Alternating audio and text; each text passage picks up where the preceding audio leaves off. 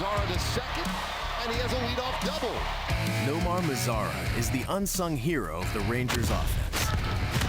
Up the middle, that's a base hit. 2 scores. Mazzara has cracked this one open. In the shadow of an all-time great, climbing the ladder on baseball's hit list. And there it is, number 3,000 for Adrian Beltre. Overlooked because of a young stud launching baseballs high and far. Takes a massive swing and launches this ball, and where will it land? Wow. Nomar's production lacks attention. And he hits this ball hard to center field. Davis going back, looks up, gone! A grand slam for Nomar Mazzara. And that's why this 22-year-old is the silent assassin for the Texas Rangers. And there is the star of our Open tonight, the birthday boy. Nomar Mazzara turned 23 years old yesterday. Still just such the pup as he leads away for the Rangers against the Blue Jays indoors here for this weekend series. Welcome inside the Rogers Centers, folks. I'm Dave Raymond alongside CJ Nitkowski. We're talking about Nomar Mazzara. He has done an outstanding job for this team the last couple of years, right in the heart of the order, and as a very young guy. He is, and he's a quiet guy as well, but he's had a lot of success here early on. Nomar Mazzara, of course, tremendous power, does a really nice job overall offensively. We'll take a look at the last 5 players that have had at least 43 home runs and 175 RBIs before turning 23 years old, and there's some pretty good company there for Nomar Mazzara. Of course, Carlos Correa, Rougned Odor, Bryce Harper, and Manny Machado. Those are some pretty big names and some of the best that we have in our game right now. Well, here's the deal with Nomar and what Ranger fans are used to. 20 home runs in each of the last 2 seasons. We know that he has tremendous power, but it's also his ability to use the entire field. You see his little base hit here to left field. He could also drive that ball to left center field. And this year, kind of new for 2018, he has hit lefties extremely well. It's been a little bit of a problem for Nomar in the past, and so we see him continue to get better as he gets, quote-unquote, older. Yeah, exactly, quote-unquote. And by the way, on a nice little run right now. He's driven in 8 runs in the last 9 games for this offense. Now, today on the other side of things, Mike Minor has the start for the Rangers, a left-hander making his 5th start. What have you liked so far from him? Well, first of all, we keep an eye on Mike Minor, of course, because he was a reliever a year ago with the Kansas City Royals, back into the rotation, and it's really the repertoire we start looking at what Mike Minor has done. Here's the last start for him on April 7th against the Blue Jays. We're going to show you that good 4-seam fastball first. Great location, a little bit of a natural cut to it. You see the grip right there, and Josh Donaldson is frozen, and so tremendous command with the fastball, also a very high spin rate, which helps that pitch jump on hitters. Then it's the slider, one that he uses down and into righties, but also backdoor that other side of the plate. You'll see the grip there, you'll see the movement here, and you'll see Russell Martin swing right over the top of that pitch. And then this last one here, the changeup, so essential for Mike Minor as he goes into the rotation and wants to face lines up 2nd and 3rd time around. Of course, much different than when he was in the bullpen. He's been very good. The changeup essential in that regard. Here is what the breakdown was in that last start against the Blue Jays. Lots of fastballs, 49%, but the changeup and the slider, those are the 2 secondary pitches that he uses the most. Well, he's taking care of things from his end. On the other side, though, he does get good help sometimes from his defense. And Delino DeShields, just 4 games back off the DL, he has been outstanding. We put him in the spotlight. Would we come back? Rangers baseball is sponsored by Ford. Visit your local Texas Ford dealer today. Ford is the best in Texas.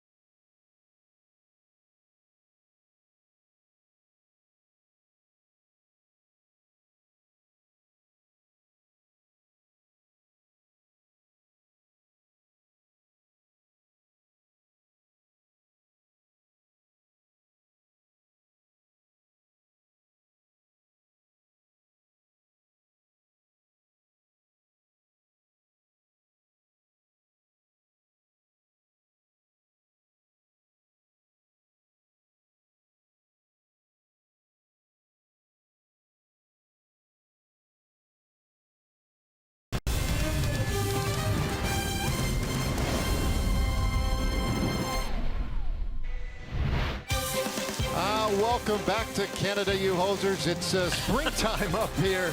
Still a little chilly, but pretty nice weather overall in Toronto. We're inside that building. Yeah, here we are.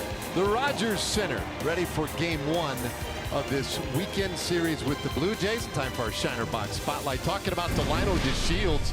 Back off the DL for just 4 games, CJ, and he's had an immediate impact. Well, we know how much Delino was missed in center field, and you can see it right here. Made a great play in center field, bringing back what looked like a potential home run. And so much impact, so much ground that is covered. And even on this play, a little bit of miscommunication, but it turned into a positive when it was all said and done. Delino did a nice job of coming up, hitting his cutoff man, and then Isaiah Kiner-Falefa making a great throw to third to retire that runner. So this was a little bit strange. And of course, we got here with Delino, we know that he can cover some amazing ground, but not even the distance covered there. But navigating that wall can be a little bit tricky in the right center field gap back at home at Globe Life Park. And then another one here where Delino showing off the arm a little bit. He got certainly very excited about that. So the impact out on the field, in center field for Delino DeShields has been huge here. Good to have him back with the Rangers. Yeah, bringing some intensity on the defensive end as well. And of course, leading things off offensively for the Rangers. He's up top again. Shin-Soo Choo, the DH, follows. Then it's Profar, Mazara, Gallo, and Kiner-Falefa at third base once again today. His second consecutive start there. Ronald Guzman at first, Juan Centeno doing the catching, and Drew Robinson at second base. They'll go up against Marcus Stroman, the right-hander for the Toronto Blue Jays. Has been a struggle here so far in 2018. Here is the arsenal. 62% of the time you'll see a fastball, and it's a two-seam fastball, mostly from Marcus Stroman. To throw that slider as well, 29% of the time. Changeup and curveball occasionally. Now the two-seam fastball, even though he has struggled this year, just a .229 batting average against, and only 1 home run allowed. So the ground balls are there for Marcus Stroman, as they have been in the past, but he's had some issues so far this season filling up the strike zone. All right, well, we are set to go. Delino stands in. Mentioned just 4 games back off the disabled list for DeShields. 3 for 16 in these last 4 games. A couple of stolen bases for him, so he's chipped in offensively as well. Stroman begins the windup, but we are underway with ball 1. So Delino, we mentioned the games back off the DL. The reality is this is just his 7th game of the year. So all the numbers a little skewed in that respect. A good game or 2 and suddenly the on-base number, the average, all that stuff can go up quite rapidly. Yeah, I think when you're in Delino's shoes, you don't worry about those overall numbers just yet. Quality of at-bats are what matter, and so far 3 pitches into this game, he's put together a good at-bat against Marcus Stroman.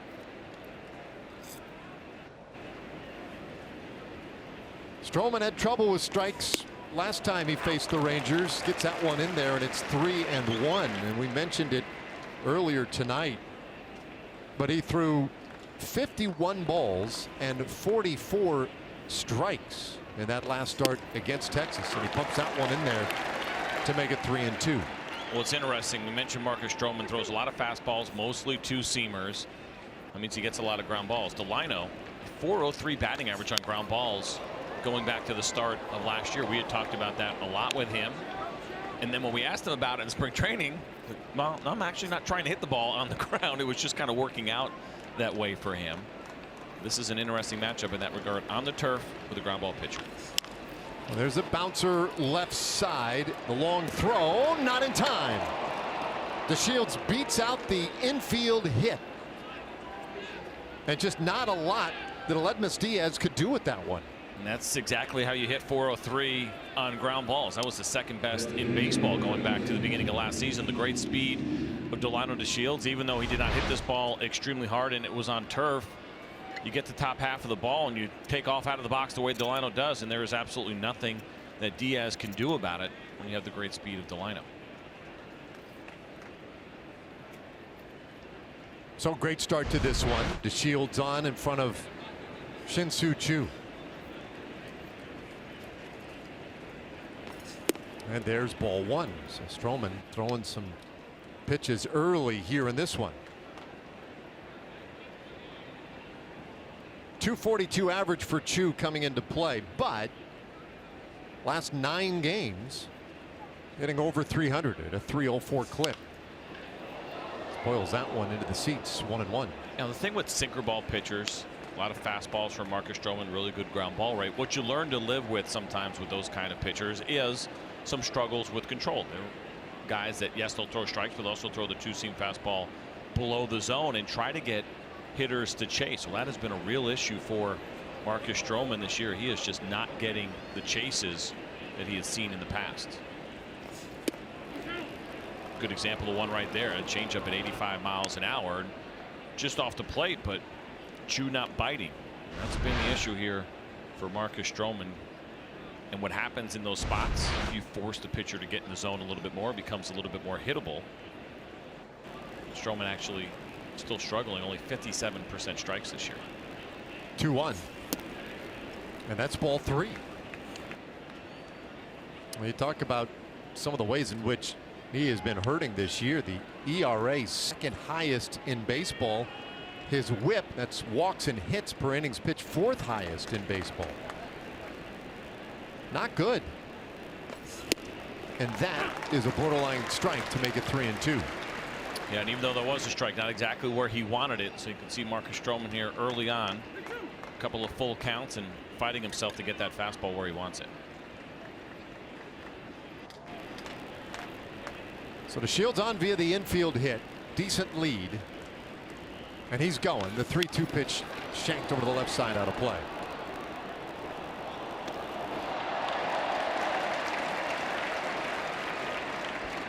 Just one stolen base so far this season against Marcus Stroman. Russell Martin behind the plate has thrown out just one runner. Potential base stealer 6 for 7 against him this season.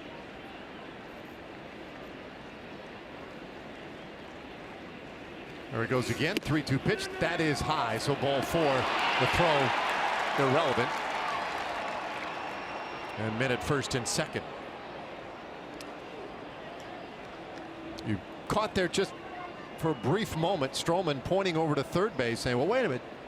Let's check that swing. Well, that's why you still have to run that out if you're Delino DeShields, right? That's an awkward spot to be in, because if they were to ring up Chu in that spot, you still have to make the call on the stolen base. So you don't stop running on any kind of potential check swing when you're stealing like that. Got to go all the way through the back. So first 2 runners aboard for Jurickson Profar. Switch hitter. And he takes strike 1, and that's the first pitch strike tonight for Stroman. You see the numbers for Profar. Last 11 games, he's hitting an even 300, 12 hits and 40 at bats.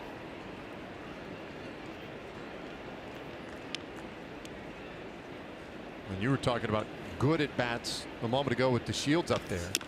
Profar, high chopper. Diaz has one play. It's to first, and they get Profar, but both runners move up a base. DeShields now at third, Chu at second.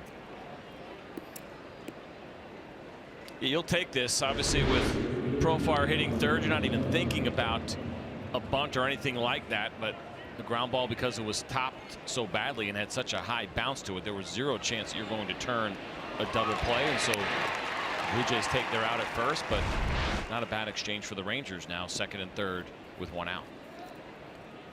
Now gets the guy to the plate, the guy we were talking about in our open tonight, and that is Nomar Mazara, and a great RBI spot for him. Nomar had the RBI single on Wednesday in that final game of the series against Oakland. Broken 0 for 11 for him, and he takes a strike from Stroman. How about this? Most RBIs for your 23rd birthday, and Mazara at 174. That is 5th all time for the Rangers. 8 RBIs his last 9 games, and that'll stand him up. It's 1-1. He's been pretty good with runners in scoring position, 259 so far this season, which has been a struggle for the Rangers overall, batting just 201 in these spots. Well, that's probably been the story this first month of the season. Comebacker up the middle and through into center field. The Shields is in. Chu follows. And Mazara drives them both home with a base hit to center. Rangers start the scoring tonight. We talked about Nomar Mazara in that open about his ability to hit the ball to all fields. And this is just such a great approach when you have a good fastball, two-seam ground ball type pitcher like Marcus Stroman. He wants you to try to pull the ball so that you hit him a ground ball to the right side. But you see Nomar staying right through the middle of the box, not pulling off that ball and hitting it hard up the middle, and 2 easy RBIs for him here in the first inning. Well, it gives him 12 for the year. And it gets Gallo to the plate. And he will take outside.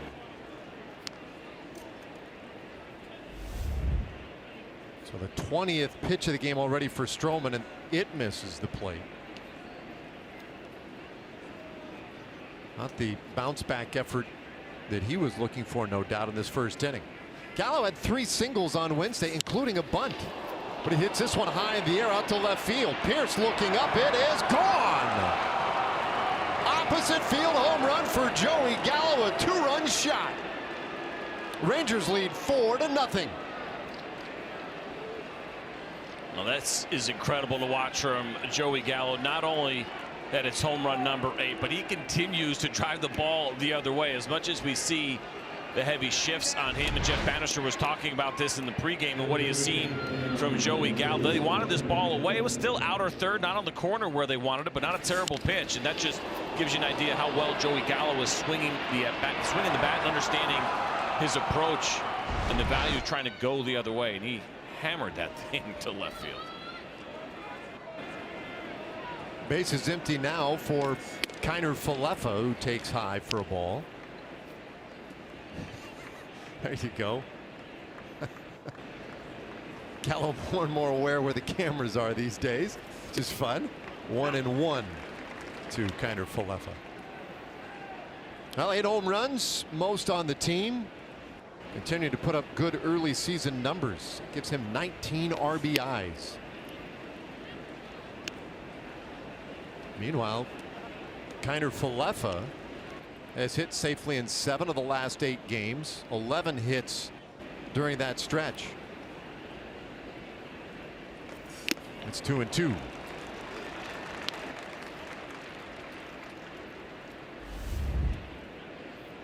see his overall numbers. 13th straight game that Kiner Falefa has started. And you look at where he's done it, CJ, tonight. Yeah. Second start at third. Started a couple at short. Started 9 games at second base. He's been able to do anything they've asked. Well, he's done an excellent job in that regard. And you think about trying to get to the big leagues and trying to stick in the big leagues and being asked to play multiple positions certainly can make it a little bit more challenging. But Isaiah's done a really excellent job. And he really seems like it hasn't affected him very much at all. Strikeout for the second out of the inning. Speaking of defense, let's take a look at the Toronto Blue Jays defense this evening. Steve Pearce in left, Kevin Pillar in center, Teoscar Hernandez is in right, Solarte Diaz on the left side of the infield, Travis and Smoke on the right side, and Russell Martin behind the plate. Got to be quick. Marcus Stroman, good pace, as you see, keeps a good pace. 21.4 for him. That is a couple of ticks better than league average. League average Major League Baseball has been about 23, 24 as far as how quickly a pitcher works in between pitches. Seconds between pitches, 21. Yeah. Well, what they do is they don't time each one. They take an average of the at bat and then divide it by the number of pitches, and that's how ultimately they come up with that pace number. Swing and a miss, and Guzman strikes out on 3 pitches to win the top of the first, but a profitable one for the Rangers. Nomar Mazara drove in a pair with a single to center field. Gallo follows with a bomb to left. It's 4-0.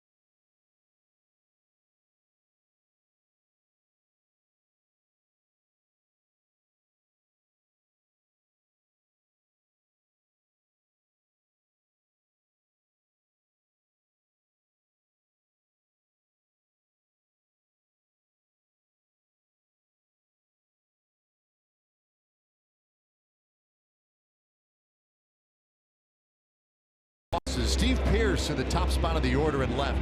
Teoscar Hernandez at right, Justin Smoke at first. The heart of the order has Solarte, Pilar, and Russell Martin, their catcher.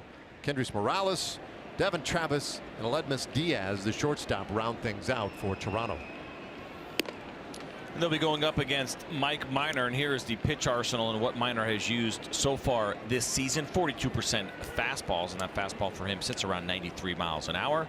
You will see the slider, the changeup, and the curveball. A full 4-pitch mix for the left-hander. All right, working with 4 runs of support before he ever takes the hill. That certainly helps the guy just a little bit. Well, bring that average up. His run support average has been 3.4 runs per game so far this year. Well, he gets Steve Pearce to start things off here, and he pumps one in for a strike. Pearce getting on at a 356 average. You see his decent numbers there, 3 for 5 against Minor. Pearce has been a guy that has been getting the starts in the leadoff spot in left field against left-handed pitchers. Curtis Granderson has been getting starts against right-handed pitchers, and you would look and you would assume that maybe Steve Pearce has been really good against lefties in his career. Not necessarily. His splits have been somewhat even, but this year he's hitting .324 against lefties. Fouls that one away. Kind of depends on what year you look at with Pearce. He's like the San Francisco Giants. Even years, he has ridiculous numbers. 2014, an OPS over 1,100 against lefties. 2016, a little bit over 1,000 against lefties. This year off to a good start, but in 15 and 17, he was below league average against left-handed pitching. 1 and 2 the count. So I mean, it's up and down year by year for the guy, and that to me is as hard to figure as anything.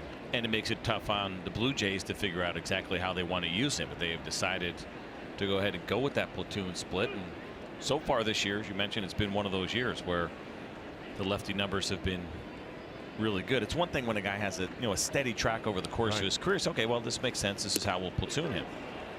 Well, he goes down looking. First strikeout of the night for Mike Minor.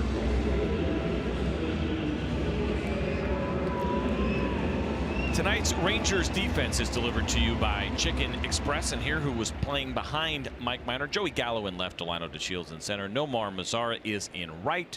It's Isaiah Kiner-Falefa at third, Jurickson Profar, Drew Robinson, and Ronald Guzman, and Juan Centeno getting another start behind the plate tonight. Oh, come on. How is he not going to start? He's got to play every day. Hernandez shoots one out to right center field. That one drops in and bounces to the fence. And the Blue Jays right fielder with a 1-out double. 5th of the year for Hernandez. This guy's been pretty special so far for the Blue Jays. As you see this pitch here, trying to go backdoor, caught a little bit too much of the plate, and Hernandez, first pitch of the at-bat, not looking to pull, drives this ball extremely well to right center field. Delano taking off, but didn't have much of a chance at all to get to this ball.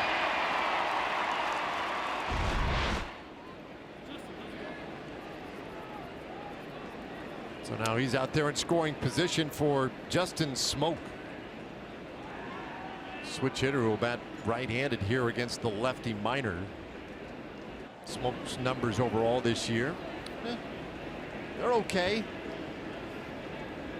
But you would close your eyes if we put the numbers against the Rangers. This one gets away from Centeno. And Hernandez goes to third base.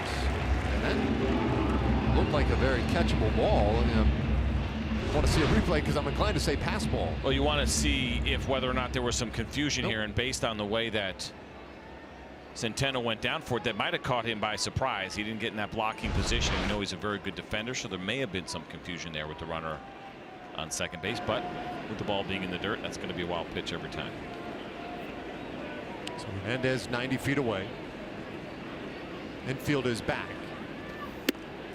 And that's a strike to Smoke. I was joking before the double about Centeno having to start every day. It's because the Rangers are 6-1 in games he has started this year. Sort of an uncanny number.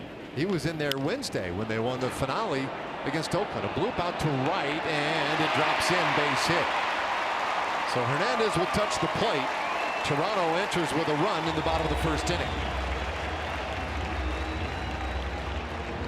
This is a tough one when you're in Toronto because you take any chances here and you can really get burned. And I think Nomar Mazara was thinking about that. His ball's not hit very well as the pitch is up over the plate. It's got a little that natural cut to it, and so Smoke could not get the barrel to it, and so it's floating up there. But you see Nomar had a long way to run, and if he goes for that and misses it, that ball's going to roll into the corner and be extra bases. And so in the first inning, you got that early lead. Nomar decides to play it conservatively and keep the ball in front of him.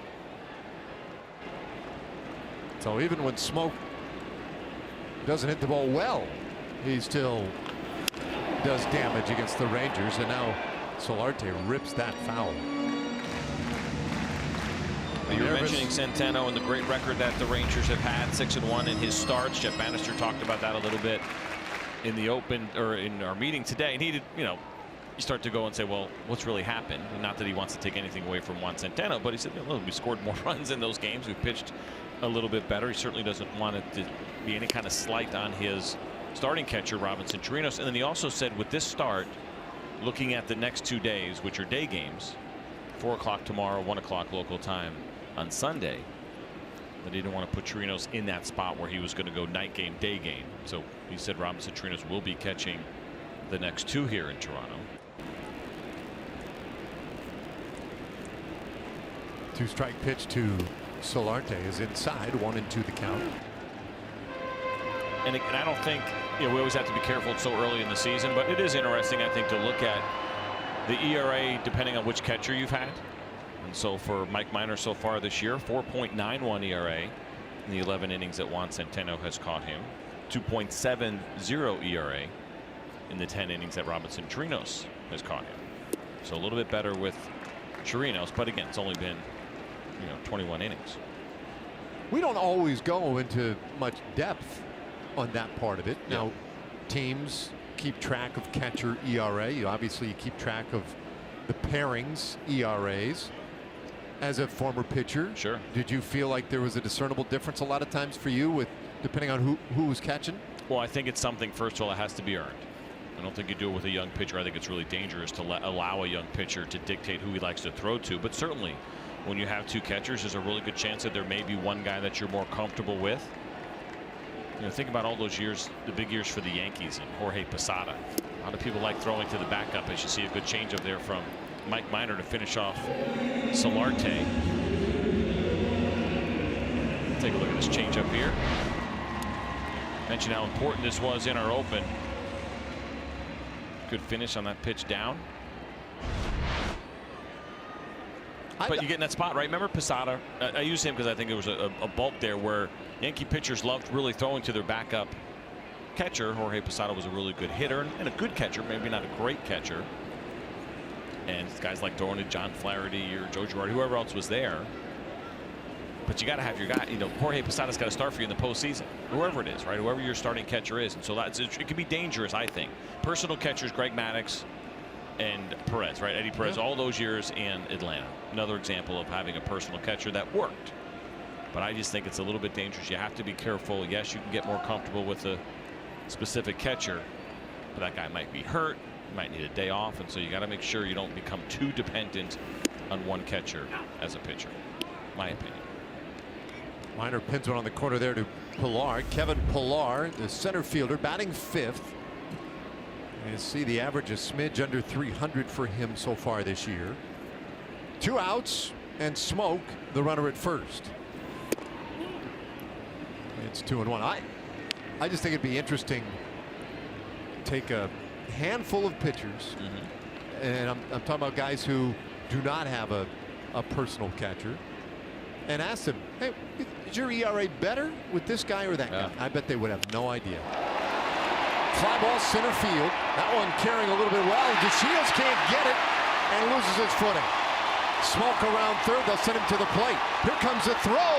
The tag. Got him at the plate. Wow, what a play. Smoke is out and the inning is over. Drew Robinson with a bullet to the dish. What a fantastic play here by the Rangers. We were talking about the defense and how good they have been in these spots, and Delino gave it everything he possibly had to try to catch this ball. You see him lay out just off the tip of his glove, but he doesn't stop. He gets up right away, hits his cutoff man, and there's the throw and the tag, and smoke is out.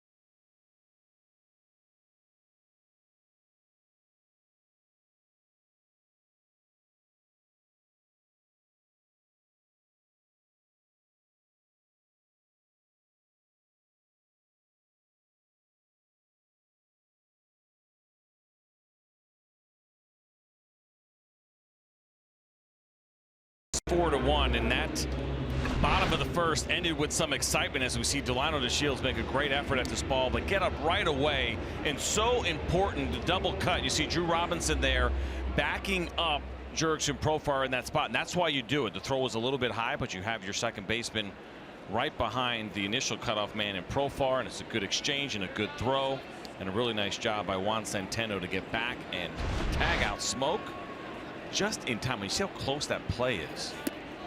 That is why it's so important to get those throws online, to get the ball in as quickly as possible. The exchange time for Drew Robinson from the time that ball hits his glove until he can get it out of his hand, fractions of a second that make the difference between Smoke being safe or out.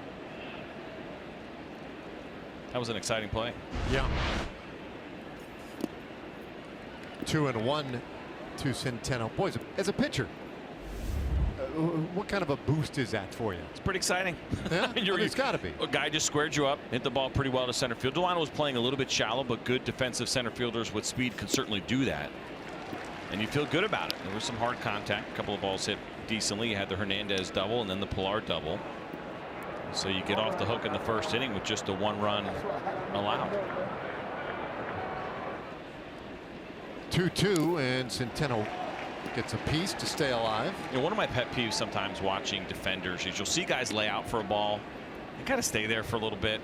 Not all of them hop up right away to get the ball. And I know the ball was close to Delino, but you can see what a difference that makes. You dive, you miss the ball, get up and go get it. You know, some guys will lay there for a second, maybe a little camera time, or think their part of it is over. Another strikeout for Stroman. That's 3 straight now for him. One away here in the second inning. Use that example a lot with Yasiel Puig. Yeah. He is a guy that will get up. He'll lay out. I specifically remember a play a couple of years ago. Ball was hit kind of in the gap. He was playing right field. Dove, missed it. Got up. The ball went to the wall, and he still beat the center fielder to the ball. Now, he might have hit his cutoff man. Missed his cutoff man coming back, which can sometimes be a trait of Yasiel Puig. But it was the effort that I really appreciated. And certainly Mike Minor appreciates the effort right there by the Rangers. Well, Robinson with a great peg to the plate, and now a chance to do something offensively, and he is in a hole 0-2, and he needs something to break for him at the plate. 3 for his last 31 with 20 strikeouts in that stretch. And if you want to take it further, he's 4 for his last 41 at the plate. And he's a guy who needs a break. And by break, I mean he needs a broken bat flare to fall in. He needs a cue shot to squid past the base, whatever it is. Whenever you're scuffling, you'll take any help that you can get. Drew Robinson gets that opportunity right now, of course, with the injuries in the infield for the Rangers. He's had some good at bats. We know the strikeouts have been there as well, but he's put together some good ones, and it's just one of those streaks where it feels like nothing is going right. You just continue to take your at bats and work and work. Hope a couple of balls start falling in. It takes a close one for strike 3 called, and now Stroman with 4 consecutive strikeouts. 2 away. Hey, the Boston Red Sox come into town May 3rd through the 6th. Big 4-game series. Come on out. Check out the Rangers and Red Sox. Great seats still available. TexasRangers.com or by calling 972 Rangers. Red Sox were just here 24 hours ago. Yeah, took 2 out of 3 in the series here in Toronto. And now a strike into Delano DeShields. I think Mookie Betts wants to be an MVP this year. It's been off to a pretty incredible start for the Red Sox.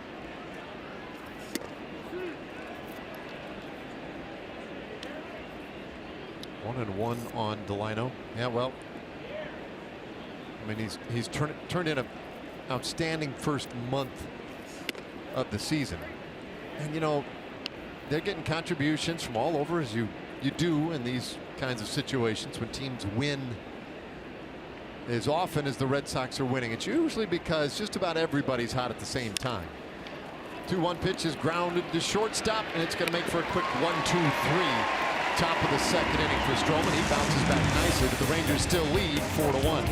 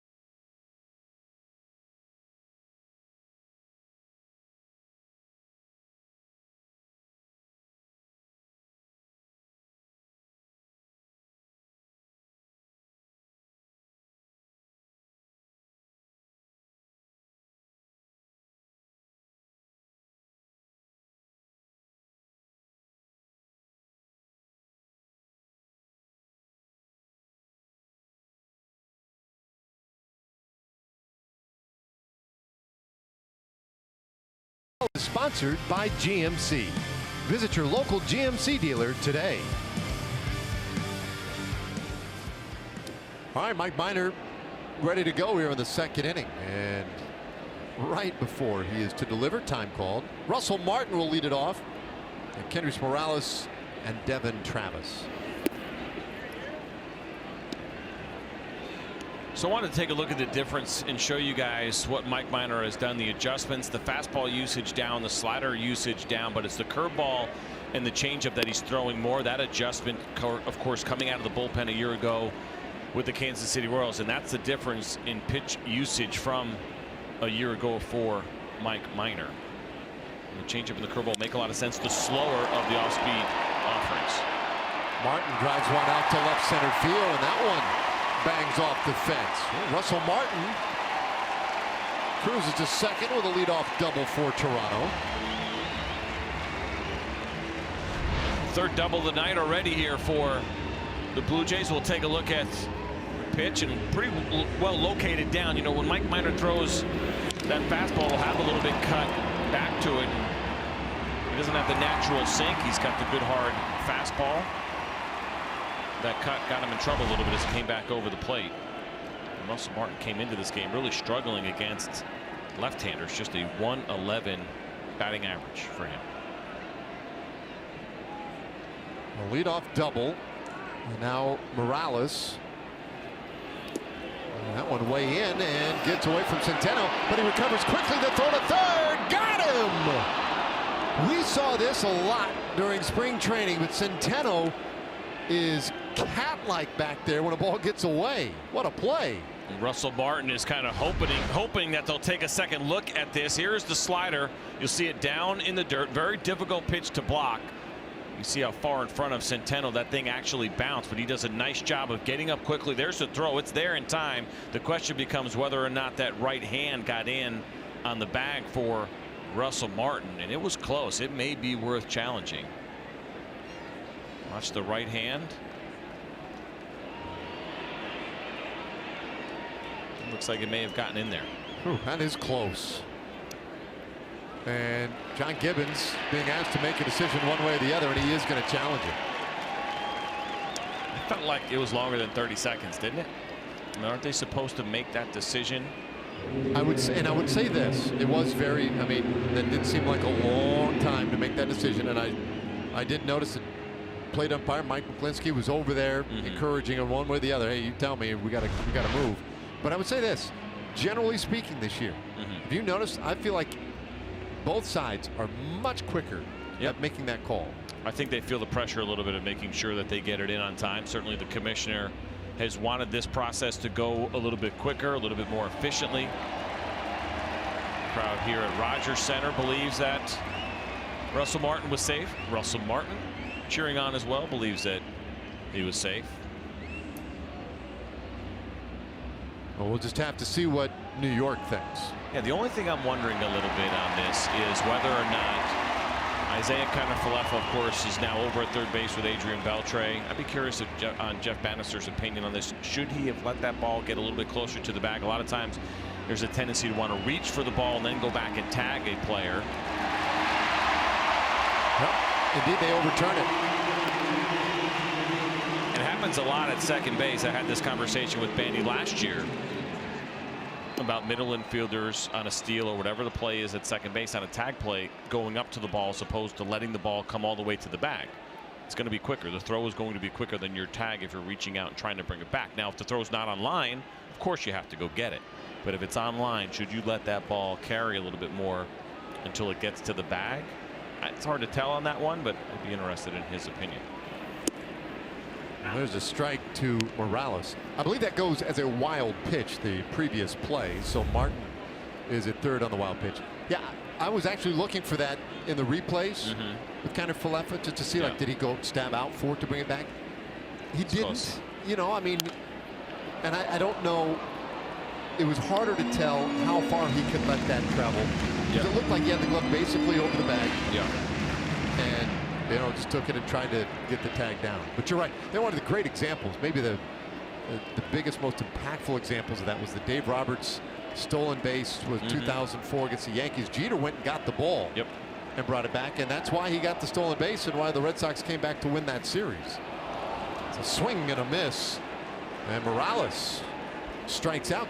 Third strikeout for Mike Minor. And we really are splitting hairs. So we're watching it in slow motion and still not 100% sure, and maybe not completely fair to Isaiah Kiner-Falefa because he has moved around so much. Of course, the conversion about him maybe becoming a catcher. This is what he has done in the minor leagues and the different positions that he has played. Second base, third base, shortstop. That has been the bulk of it. But 69 games at catcher, 10 more in the outfield. And while it is certainly a great value to be able to do all those things really well, it's not necessarily that easy to do them all exceptionally well. No, does a great job there of looking Martin back, throws out Devin Travis, and there are two away.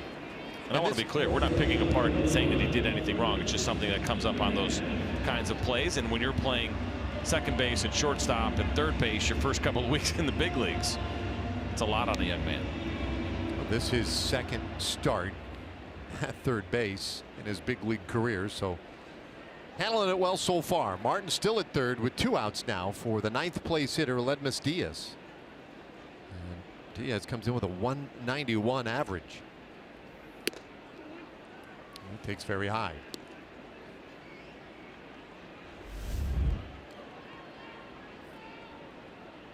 Does have some pop.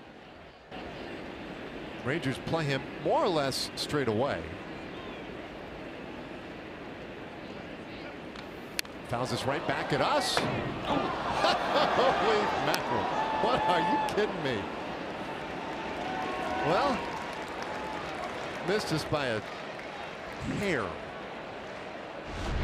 Goodness gracious. Well, that's our view, and you can't see it, but I'm running away at that point right there. Oh, swing and a miss makes it 1-2. Tell you what, if Mike Minor can work his way out of this after having a man on third and nobody out after some hard contact. Talk about getting a boost at the end of the first with the nice defensive play the Rangers made. This would be a big boost. 1-2. And it's fouled away.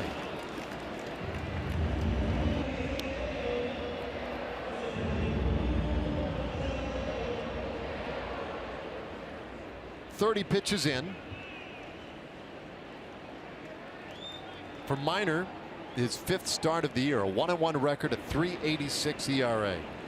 Already has 3 strikeouts tonight.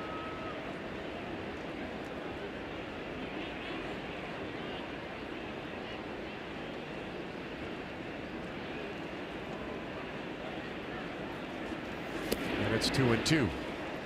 Well, dealing with Diaz, who really broke onto the scene a couple years ago. 2016 as a shortstop with the Cardinals. Had quite the year. Was an all-star. Hit 300 with 17 home runs.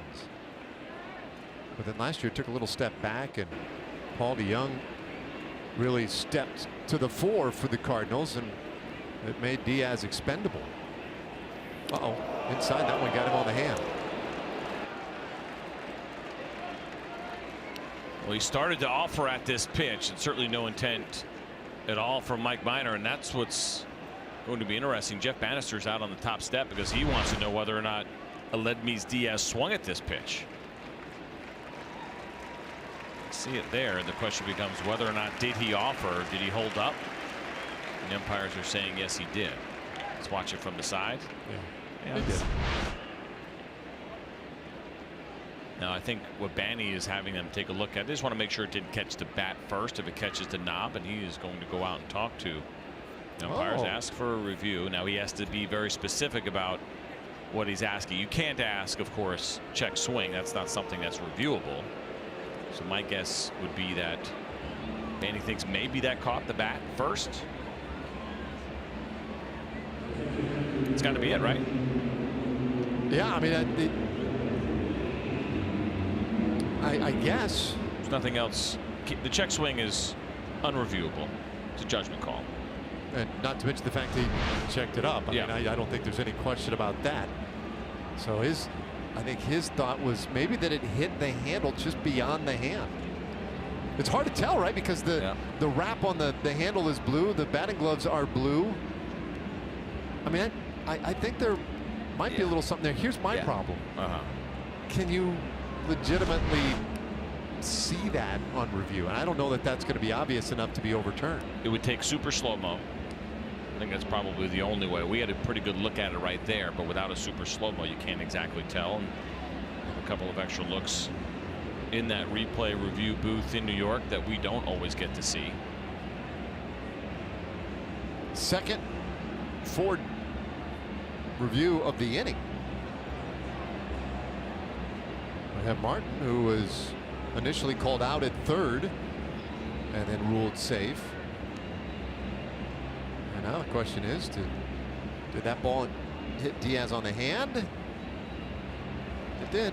So he goes to first base.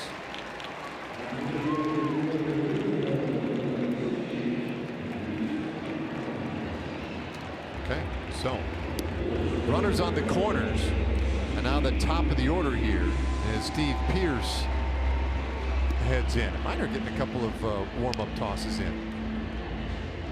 Well, you end up sitting there for a while, and you certainly don't, not that you're going to get cold by any means, but the idea of taking a couple of minute break and then having to throw a competitive pitch with the runner in scoring position, not necessarily ideal for a pitcher. All right, so he was that close to wiggling off the hook. Now he's going to have to do it against Steve Pearce. Pearce swings and misses at strike one.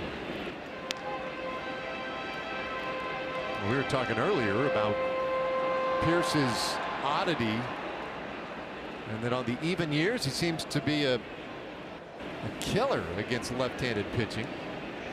Odd numbered years he struggles, and he has been pretty good. He's hitting .391 in this ballpark, and he lines that over third. That's a base hit. So Martin scores. Diaz got a good jump, and Rivera's going to wave it. Here comes the throw. It's offline, and now heading to third base is Pearce. That'll be a double. And we'll see if they charge an error or simply say that he moved up on the throw. I'm guessing that's going to be an error. But 2 runs are in, and it's a 1-run game. Well, after a really good first pitch changeup, Mike Minor went to the fastball. This one caught too much of the plate. As you see it lined down the left field line, Martin, of course, scores easily from third, but you're going to see the cutoff here. Good job by Joey Gallo to get this ball in right away. One hops it to Jurickson Profar, who also tries to one hop it to Centeno, but it's offline, and not a lot Centeno could do there with the runner Diaz sliding in at the same time. Should be an error on Jurickson Profar, but not on the run that was scored. Should be 2 RBIs. Yeah, 2 RBIs, no doubt. Just accounting for Pearce getting to third base. 4th double for the Blue Jays through an inning and 2/3. Yeah, 4 doubles. They have 5 hits, and they have, it's kind of an oddity, but an extraordinarily high percentage of their hits go for extra bases. And tonight, a great example of that. There you go, 41.5%. A number going up tonight. Was an error on Profar, as expected. So again with a man at third base, again with 2 outs. Teoscar Hernandez had the double in the first inning, and eventually came in to score on the smoke base hit. 0-2. Well, our TXU Energy power player to watch is Teoscar Hernandez. It's the guy that squared the ball up very well so far for the Blue Jays. You see that average exit velocity of 96.8 miles per hour. It's the 2nd highest in Major League Baseball. In his first at bat, he hit the ball pretty hard. You can see why. Had a really good approach early on. Going the other way on a first pitch, being aggressive. Now you go back to September 1st of last year, and Hernandez is the RBI leader for this team. He has 10 RBIs this year. He had 20 last September, and he takes in the dirt. It's 2-2.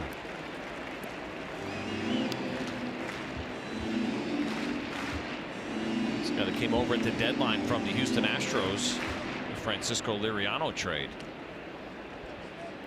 Just 25 years old, looking like a really good acquisition for the Blue Jays. I mean, he has forced Randal Grichuk out of the lineup. Well, because of the success he's having. Well, Grichuk has struggled. The point being is they like Randal Grichuk. They only just acquired him prior to the start of this season. Yeah. So you get the combination of a guy like Hernandez coming in, swinging a hot bat, Grichuk struggling. Now he's taking up that playing time.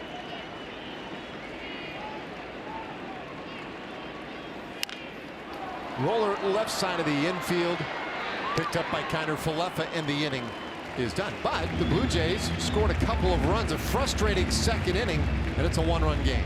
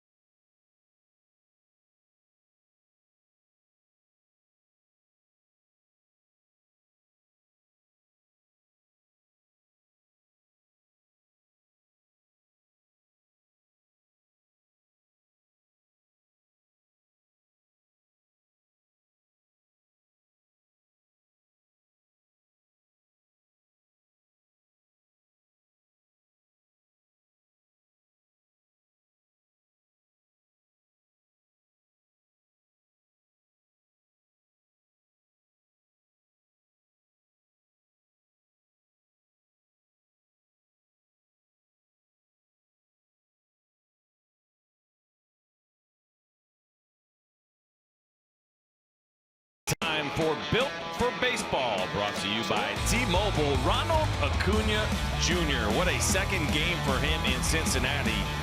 Prospect for the Atlanta Braves hit his first big league home run, had a couple of other hits in that game. The catch by the fan that you saw there was a guy who had been following Acuna's career. Had his backpack. I mean, he was in left field strictly to be ready for a potential first home run from Acuna. Caught that ball, put his backpack on, and took off. And eventually met Ronald Acuna Jr. after the game. Gave him the baseball. It was a pretty cool moment for that fan. A really nice moment for Acuna Jr. High expectations right now in Atlanta for the young outfielder. Youngest player in Major League Baseball. Second youngest is his teammate, Ozzie Albies. Well, some good things going on over there. They have a lot of good things going on over there right now. A lot of great young players. And a lot of great young players who are playing well. They are winning ball games. 2-1 pitch, a swing and a miss. Watch this guy one more time here. There he is. He's got it. High five, and I am out of here. He did not have that backpack on when he caught the ball. That's how quickly he got that thing on.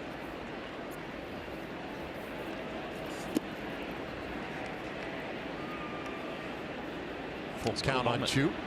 Yeah, that was a great moment, and you were upset at the end of spring training that I was a little upset because I really thought he deserved to make the team out of camp. The guy crushed it at every level that he has gone to so far in his career. The Braves decided to have him start the season in AAA, and he struggled a little bit in AAA. And then they were like, well, we just want him to, basically have a good week so we can call him up. They don't want to call him up when he was scuffling, and a lot of people believe that they held him back with the idea that now they could control him for 7 years because he will not get a full year of service time in 2018. Which I don't love as a player. I get it. It's a really smart business move.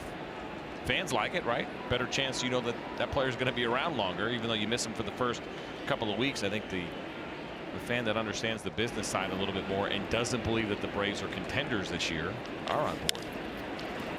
ground ball right side. Travis is there. 1 away in the third inning. All right, time for a Chevy game break. Let's check in with Rick Renner.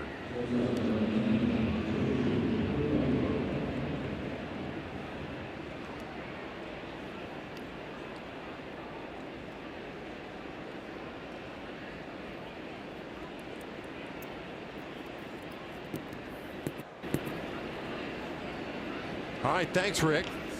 Profar rolls it over to the right side, and Stroman lost his shoe, but he got the out. Just wondering what in the heck that was. How is that possible in that situation? I mean, I know he's a good athlete. He's pretty quick. Is he that fast? Well, see, he's just like all the kids. No one ever ties their shoes. That drives me crazy watching my kids put their shoes back on like that too. You see him there, popped out. You keep going, then you're just kind of hoping that shoe does not step on your foot. That would hurt a little bit. I mean, it would hurt anyway, but especially if you didn't have a shoe on. That's a big pet peeve of mine, and my list of pet peeves is not short. No. But my children sliding their shoes back on without untying them and just crushing the back of the shoe. Yep. Ugh. I mean, how lazy can you be? Now, I will admit, I mean, I do that a little bit myself. But you ruin your shoes over time. I know.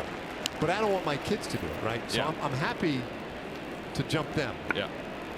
But I definitely. I know what I'm getting you for everything. Christmas now. What, slippers? Shoehorn. Maybe monogrammed. I could use that. That would be a really nice piece. Sometimes you see those shoes right there. I wonder. Those almost look like ski boots. Like you need somebody to help latch those on. 1-1. I don't even know how you. What's going on there? Well, I guess those have laces. Those are pretty awesome. Those are pretty awesome. By the way, I said shoe. That was Profar, who he was hoping would step on his foot.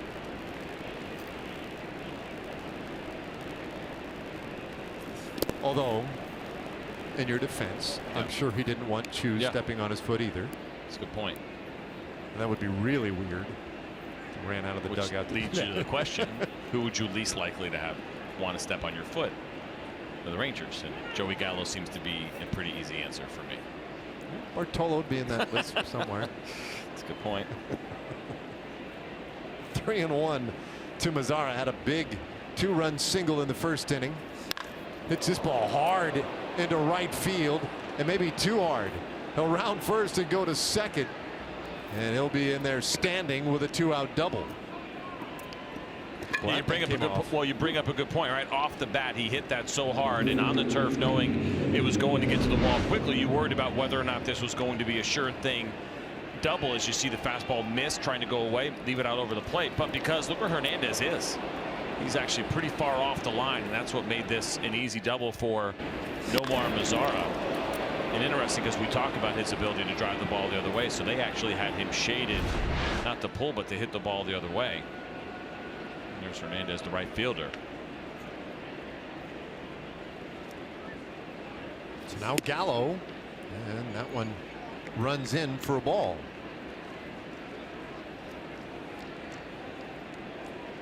Gallo hit his 8th home run of the year in the first inning. That's home runs now in 6 of the last 16 games.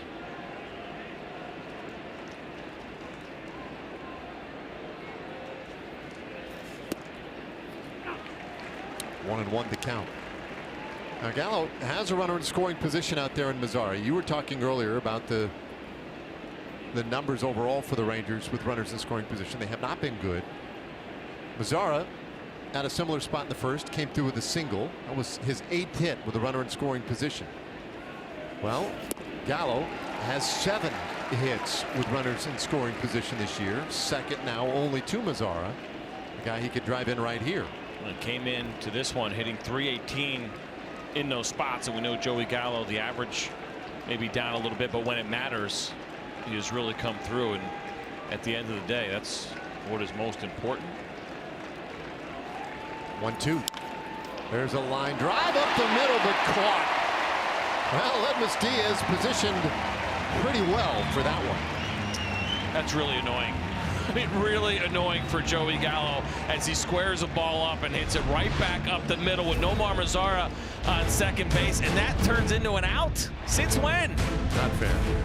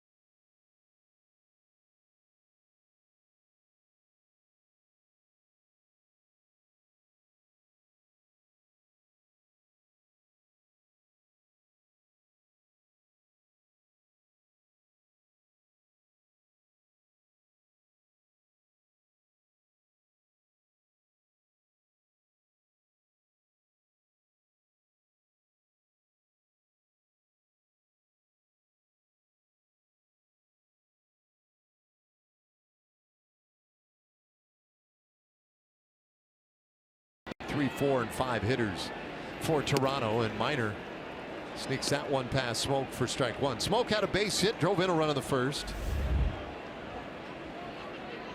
250 for the year. Doing well against lefties, though. The average a lot higher. 333 average against left-handed pitching, and pops his foul heading out of play. 0-2. I mentioned earlier He has some numbers against the Rangers. Last 18 games against the Rangers, a .382 average, 5 doubles, 6 homers, 13 RBIs. He scored 15 runs. No chance he wasn't going to be in the lineup today. That one tight, 1-2. And he's been really good here for the Toronto Blue Jays. Of course, his career started off with the Texas Rangers back in 2010. Made his way to Seattle for a few years, but since he's been here in Toronto, he's been really good for Justin Smoak. Last year was a joke. I mean, 38 home runs. I say a joke, I mean that in a kind way to Justin. 38 home runs. Previous 3 years combined for 39. The Blue Jays must have seen something, right? Yes. Well, they gave him a 2-year deal. It was really interesting. Prior to the 2017 season, they gave him a 2-year deal. It was $8.5 million. Now, by today's standards, that's pretty low. That's right around the average salary for a major leaguer is just a little bit over $4 million a year. And I remember a lot of people saying it's kind of weird. Why would they even give him that 2-year deal? And why would he sign it? But maybe it takes a little pressure off because he's been good since. His second hit of the night. Leads off the third with a single into left field.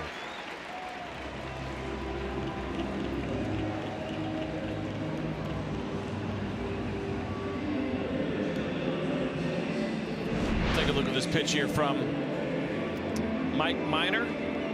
Slider, not a bad one, just a little bit more over the plate than he wanted. We talk about his ability to use that pitch backdoor, leave it away as a ball, come back and try to catch the outside corner. The danger in that is when you miss a little bit over the plate. It's a much more hittable pitch. And that's what we saw there against Justin Smoak. He is on ahead of Solarte, and that one right in there for a strike. Solarte, the third baseman and cleanup man tonight for Toronto. Does have some power. You saw the 6 home runs. That's most on the team. He's in a hole 0-2. You know, when you think of the Blue Jays, you're at spring training and you're thinking, well, I don't know, maybe Tulowitzki comes back, or you know, Donaldson you would expect to have a good year. There's some candidates on this team to do some things. You did not anticipate Solarte after the first month of the year being their leading home run hitter. Oh, no chance. The guy, he hit 18 home runs last year. It's certainly impressive, but not what you're thinking. Oh, Robinson was thinking about 2, and that one gets by him. Smoak heads to third. Here comes the throw. Got him. Another great defensive recovery, and again, it's Delino DeShields with a great throw to third to gun down Smoak.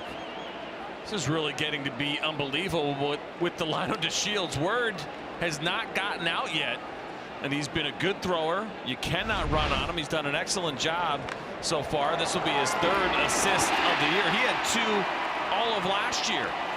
Delino comes up, makes a really nice throw. One hops it, and a good tag there by Isaiah Kiner-Falefa. And the Blue Jays were thinking about challenging this, but they decided not to, and you can see why as the tag is applied before Smoak can get to the bag. Nice job by Delino DeShields.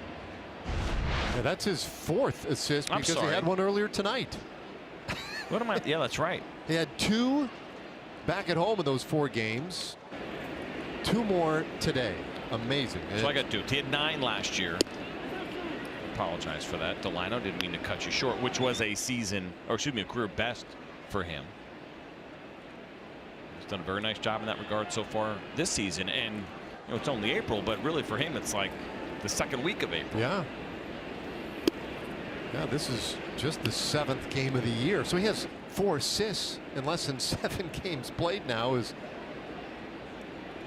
picked up 2 more today. He is playing with a tremendous intensity right now out at center field. Pilar doubled in the first inning of the 2-0 pitch. He swings and misses. Strike 1. Have they not scored that yet? Hit or an error? I saw here they did give it a hit. At bat had it as a official score ruling pending. They were thinking it over a little bit. So, pinwheeling there for a little while. Just sort of like well, that's what it actually says here. I've never seen that before in the MLB at bat app, but you could follow along live in that game feed. Well, scored it a hit. Even though I'm sure Drew would tell you that's a play that he would make. 2-1. Swing and a miss again, and that'll even things up on Pilar. 2 balls and 2 strikes. Well, Minor, 3 strikeouts so far. He's allowed the 3 runs, but it's a mixed bag defensively. There have been some moments that have hurt him, some moments that have helped him. 2-2. And this one out to left field, hangs up a little bit and drops in for a hit. Bounces up over Gallo. That's trouble. Solarte will round third and score. Pilar heading for third. He's in there easily. And we're tied at 4.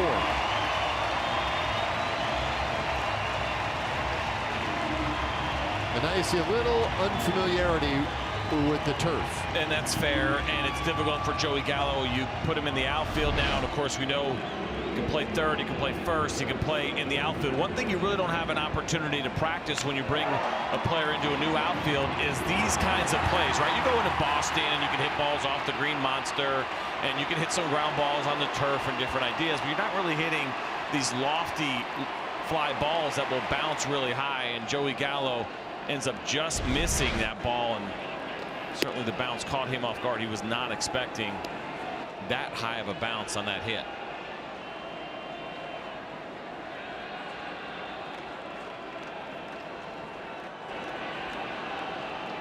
Back to a breaking ball for a strike to Russell Martin, and he'll go down and pop this one up. Right side of the infield. Guzman drifting into fair ground to make the catch for out number 2. Well, you might have heard the Josh Abbott Band will be performing a post-game concert Sunday, May 6th, presented by Budweiser. It's a 2:05 game, Red Sox and Rangers. And then the concert after the ball game. Get your tickets and field passes at texasrangers.com/concerts. How big was that assist by Delano DeShields? Obviously, that would have been a second run in that spot after the triple. But you're right, I think you brought it up and made a really good point. It's been kind of a mixed bag where there's been some tremendous defensive plays and then some that gone a little sideways here for the Rangers. They've made some messes. They've cleaned them up. But it's going to cost Minor a little bit in terms of pitches thrown. Yep. And I think you could argue in terms of runs allowed. Man at third with 2 out here. Now dealing with the designated hitter, Kendrys Morales, who is 0 for 1 with a strikeout. Morales has struggled this year overall. His average below 200. Well, as we talk about that defense, you know, part of this, of course, is the guys that are playing in so many different positions. Look at this. The Rangers starting infield on opening day with Gallo, Odor, Andrews, and Beltre. None of those guys are there tonight because of the injuries, and so that's certainly part of it. Joey Gallo playing the outfield, probably not anticipating that this year. Not that he can't do it, he's certainly capable, but that's part of this. And I talk about that defensive efficiency number, which is essentially what percentage of balls does your defense turn into outs. And Jeff Banisher told me he really likes that number and actually using it as a way to judge your defense. The problem so far for the Rangers at 657, it's last in all of Major League Baseball. Well, Minor goes to the strikeout to get out of this third inning, but he gives up a run, and we've got a new game going to the 4th.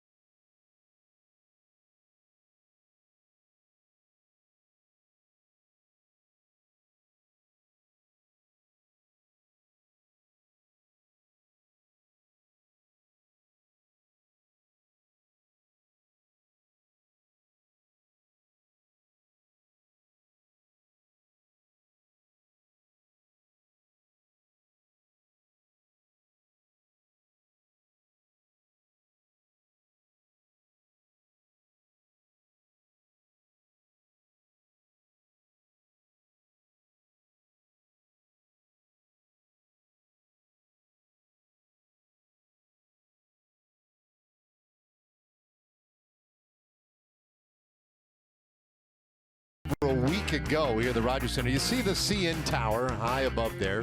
Big chunk of ice fell off, crashed through this roof, and then the precipitation came as well. They could not play the game.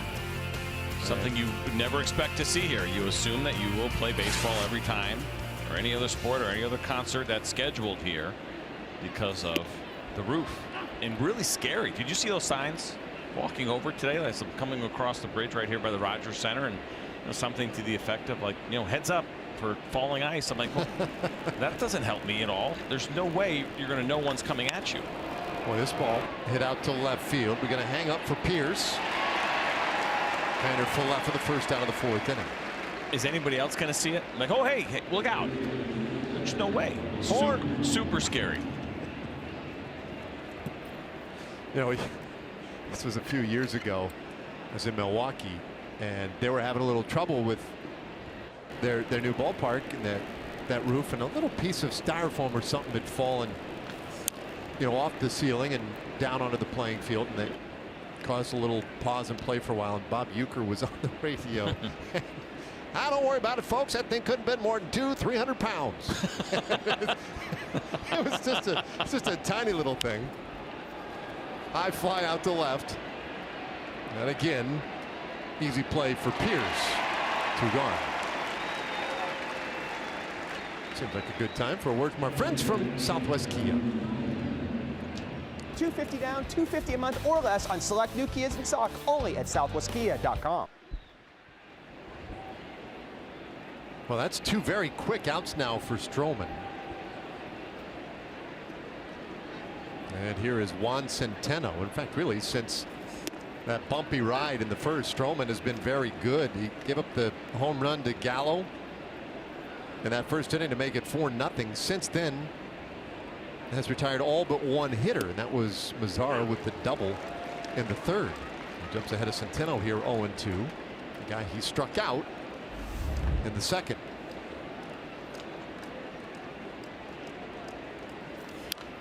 You want to be careful here. Marcus Stroman, despite the fact that he has had some struggles this year, is a very good pitcher, has been, and he's the kind of guy that can catch a groove. You see how quickly he works. We talked about that. And the guy gets a lot of ground balls, and only 1 walk so far tonight after a year where he has really struggled coming into tonight with a better than 6 walks per 9 rate. You don't want to let him get too locked in. He's only walked 1 tonight. The 1-2 pitch. There's a swing, and that ball out toward right field, but Hernandez ranging over. And it completes a 1-2-3, top of the fourth for Stroman. We played 3.5 innings so far, all tied up.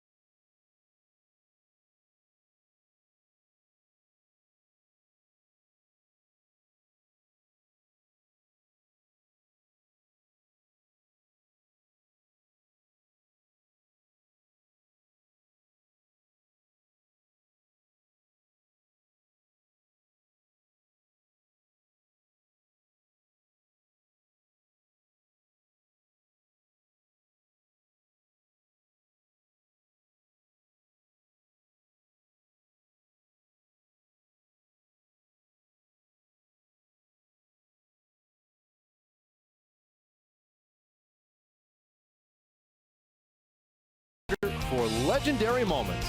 Rangers fans, this bud's for you.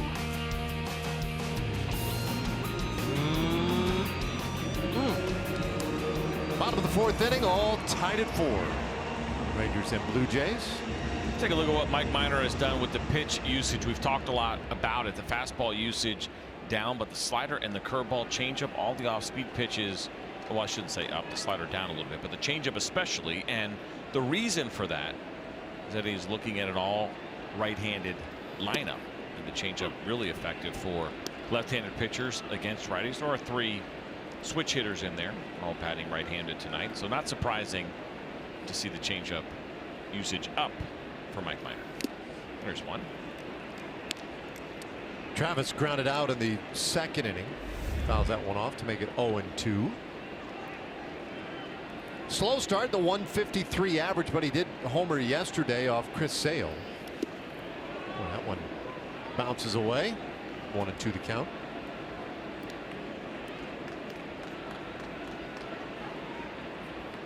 Devin Travis, he's had a little trouble staying healthy. A lot of injuries in 2015 and 16. Injuries slowed him again last year. And his numbers disappointed a little bit last year. They've got a young prospect coming along in their organization who poses a threat for Travis as well. A little comebacker handled by Minor, and that is out number 1. Well, we invite you to watch every out-of-market regular season game live at home, in the office, or on the go with MLB.tv. Your subscription includes MLB At Bat Premium, which allows you to watch live baseball on your favorite supported devices. Blackout and other restrictions do apply. Just go to MLB.tv for details. Ledmus Diaz goes after the first offering here, 0-1. So 1 away, nobody on. Bottom of the fourth inning.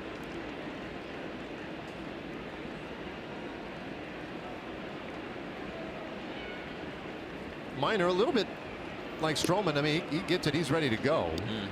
0-2 the key. Good pace for Minor this season, 22.4. Again, a little bit better than league average. You're not going to find a pitching coach in baseball that will tell you a slower tempo is a better way to pitch.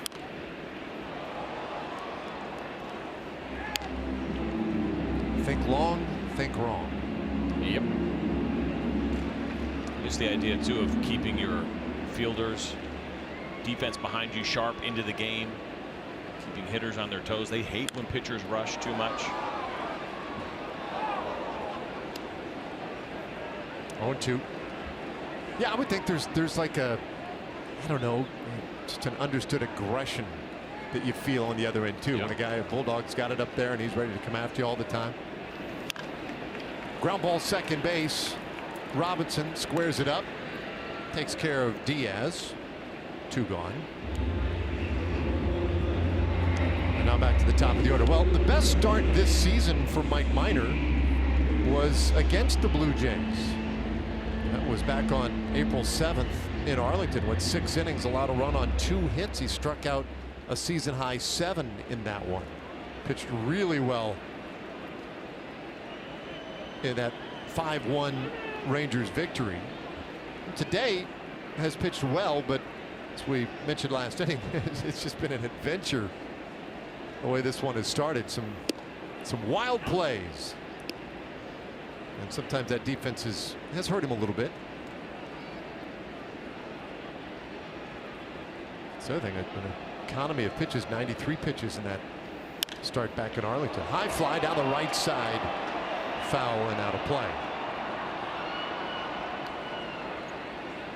It'd be nice if you could get through this one, kind of trying to get that pitch count back in check here a little bit, get through this 4th inning. You see him at 72 pitches overall. It's been 90 plus in each of his starts. He maxed out at 102 in that last start against the Seattle Mariners. 6 innings has been the most that Mike Minor has thrown. That'll be a little bit tougher to get to that mark tonight because of the higher pitch count, but if you can find a way to get through 5.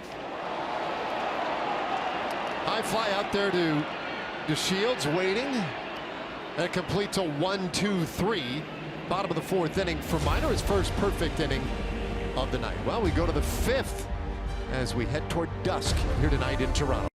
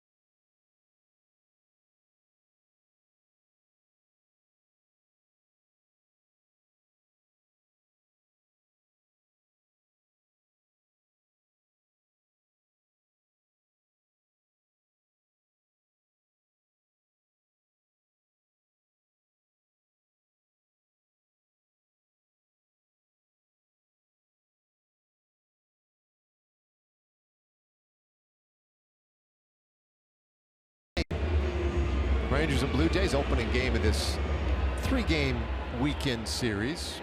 Time now for Lowe's whole team together. And look at the Rangers on base averages on the road. Drew Robinson right there among the best on this team. On base percentage of .323 away from home. He's doing a good job away from Globe Life Park as far as getting on base. Try to keep that going here in this at bat. And that's the thing. You look at the strikeout numbers, they've been big. And the average has been low. We talked about some of the struggles he's had, but he walks a lot. And he was always that way in the minor leagues. Deep counts, long at bats. Can draw walks, get on base at a high clip, but also at times a little passive and can also work himself in a negative way into deeper counts that he wouldn't necessarily want. That's kind of the battle for guys. So you get certain guys that are aggressive early in their count. The guys that want to work that count try to draw those walks, but you run into good pitching, especially here at the big league level, and it can be more of a challenge. Well, a base hit into left field for Robinson. Great way to start the 5th inning. And he needed that. Good at bat here from Drew Robinson as he continues to have some success on the road. See that pitch middle away, pretty much where Marcus Stroman wanted it. And that's the good approach from Drew Robinson as he lines that ball to left field. All right, lead man on. And now the top of the order, Delano to Shields, 1 for 2. And Stroman just misses with that one for ball 1. Stroman's an interesting story too this year. We talked about this in the pregame show. You look at the numbers, 0-2 and 8.55 ERA. Right when pitchers and catchers were reporting to spring training this year, Shields bunts it right back to the mound. Stroman will get him at first base, but the sacrifice advances Robinson into scoring position.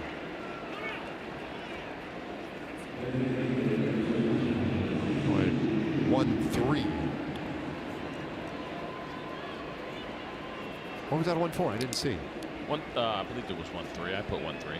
Yeah, I thought it was 1-3. All right, 1-3 sacrifice. Anyway, Stroman, right as he was going to spring training on Instagram, was coming out with all this stuff. He said, "Hey, don't worry about me. I'm adding some shimmies. I got some new pauses, some new arm angles," and he was going down sidearm a little lower. Really interesting. All these photos of what he was anticipating this year, and then there was an article several days later where one of the writers here in Toronto picked up on Stroman's Instagram account, and they got into all this added deception he's trying to bring this year.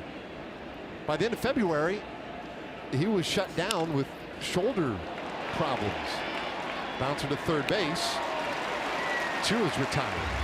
And I just wonder if whatever damage he did to his shoulder cost him an opening day start. He ended up making his first start on April 1st.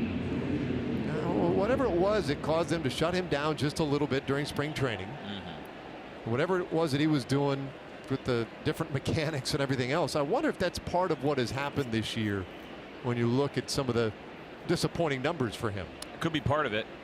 You think about trying to change arm angle or mix in something new. Guys talk about that stuff all the time in spring training. I guess my question would be why. All right, you got to have a why as far as a reason when you're making some changes for those changes. He had a really good year last year. 3.09 ERA, 33 starts, 201 innings, 2.8 walk rate, finished 8th in the Cy Young. Won himself a Gold Glove. I mean, the idea of making changes when things are going well. I get being proactive. You know, that's part of it to some degree. Well, time called before that pickoff. They had Robinson, but time was definitively called by McClinsky. And Robinson catches a break. Now, he might have been distracted by the time call. Well, he knew time was called. He saw it before Marcus Stroman saw it, so there may have been a little bit of delay. Watch, you'll see right here.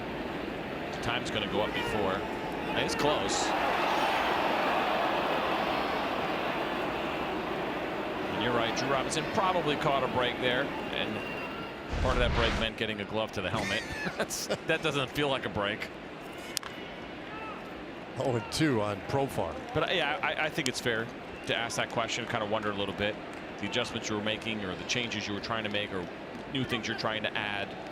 Then you miss a little bit of time in spring training. It's been a slow start. Now he still gets really good movement on his two-seam fastball, but the walks have been a huge issue for him, even though they haven't been so far tonight. Still a really good ground ball rate. Vertical movement, the horizontal movement on his two-seam fastball is about what it has been over the course of his career. But after this first inning, he has looked sharp tonight. 0-2 to Profar. Hard ground ball, but Diaz is there to his left. Takes care of Profar, and the inning is done. Rangers leave a man in scoring position. We're halfway there tonight. Rangers and Blue Jays square at 4.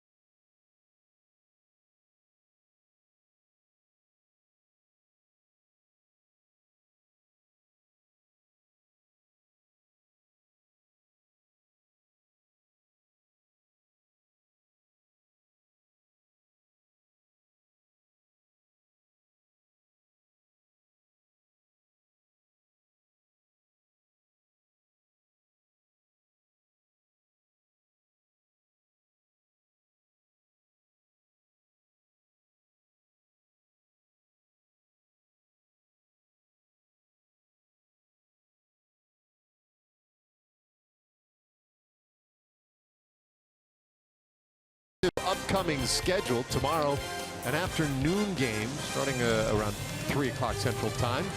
Day game on Sunday, and then it's off to Cleveland for 3. Hernandez shoots one foul out of play. Teoscar Hernandez, Justin Smoke, Yannervis Solarte in this 5th inning for Toronto. 2, 3, and 4 hitters.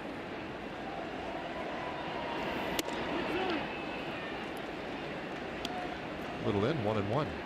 Something to keep in mind that we have seen so far from Hernandez, and to watch the rest of this series. He had that first pitch double that he hit back in the first inning. He went hacking at a first pitch there from Mike Minor, and you would think, well, you know, is he crushing it on first pitches?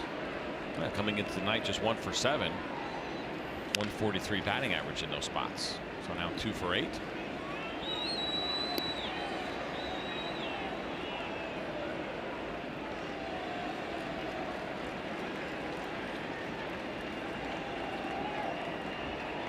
Minor, the pitch count edging toward 80. That one way inside. Goes to 2-2. Well, Minor continues to be in the rotation in a +1 kind of days of rest situation, right? Instead of 4 days of rest, gets at least 5 every time through. Rangers have been committed to that.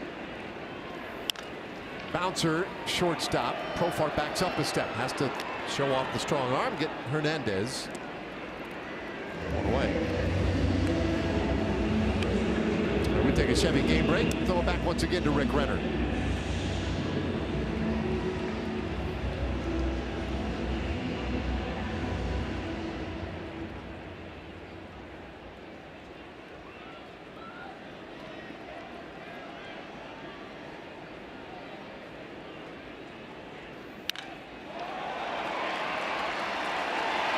This one down into the corner by Smoke. He's going to head for two. The throw comes back to the middle of the diamond, but Justin Smoke with a one-out double. Justin Smoke jumping all over a first pitch here from Mike Minor. And we talk about when he's trying to throw that pitch away and catching just maybe a little bit too much play. And I think that's what we saw with that one. And Smoke does a nice job hitting that ball hard down the left field line. Joey Gallo's got that strong arm. That was on line. That would have been a little bit of a closer play. But check this out. This was coming into tonight. First pitch of an at-bat. The Rangers have allowed a .447 batting average. That's on balls that were put in play. That's far and away the highest in Major League Baseball. So we saw Hernandez hit a first pitch double. We saw now Justin Smoke hit a first pitch fastball for a double. So something to keep in mind here with the Rangers. It's been a little bit of a struggle in 2018 in that regard. 1-0 to Solarte. Just off the plate. 2-0. A strikeout, a base hit, and a run scored for Solarte. So based on that update, those couple of weeks in the minor leagues seemed to really serve Acuna well. He learned how to hit when he was down there. I think they must have executed their plan to perfection. Ground ball left side. Kiner Falefa has time. Solarte retired, 2 away. Well, this news just in. The next Texas Chili Company Dollar Hot Dog Day, it is announced Wednesday, May 9th. Rangers and the Tigers. You can come on out to Globe Life Park for a 105 game and enjoy ballpark hot dogs for just $1 each. Go to TexasRangers.com for tickets or call 972-RANGERS. Now, knowing that it's Texas Chili Company Dollar Hot Dog Night, do you instantly think chili dog? Like every time I hear that, that's what I instantly think. It definitely crosses my mind. Yeah. I like a good chili dog. Yep, agreed.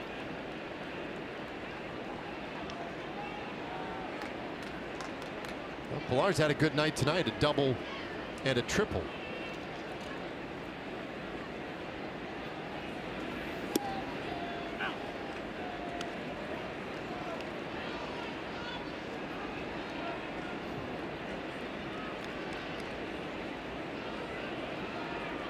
Decent start to the year for Pilar. Averaged just a shade under 300 coming into play today.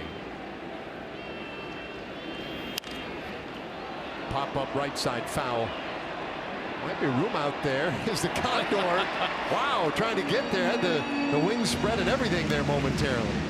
He needed the Inspector Gadget arm to have a shot at that one. It's a decent amount of foul territory here at Rogers Center. A long way to go for Guzman. He was chasing it, giving it everything he had. He was not going to be able to get there in time. Those long strides, those long legs of Ronald Guzman.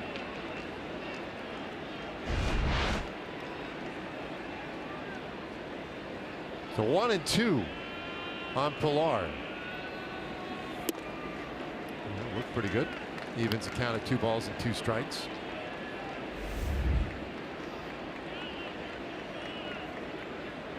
Pilar last year 18 home runs and his 45 extra base hits, both career highs. It's this ball out towards center. DeShields was shallow, but he's able to make the adjustment and the play. So the Blue Jays get a 1-out double but can't do anything with it, and we're through 5 tonight.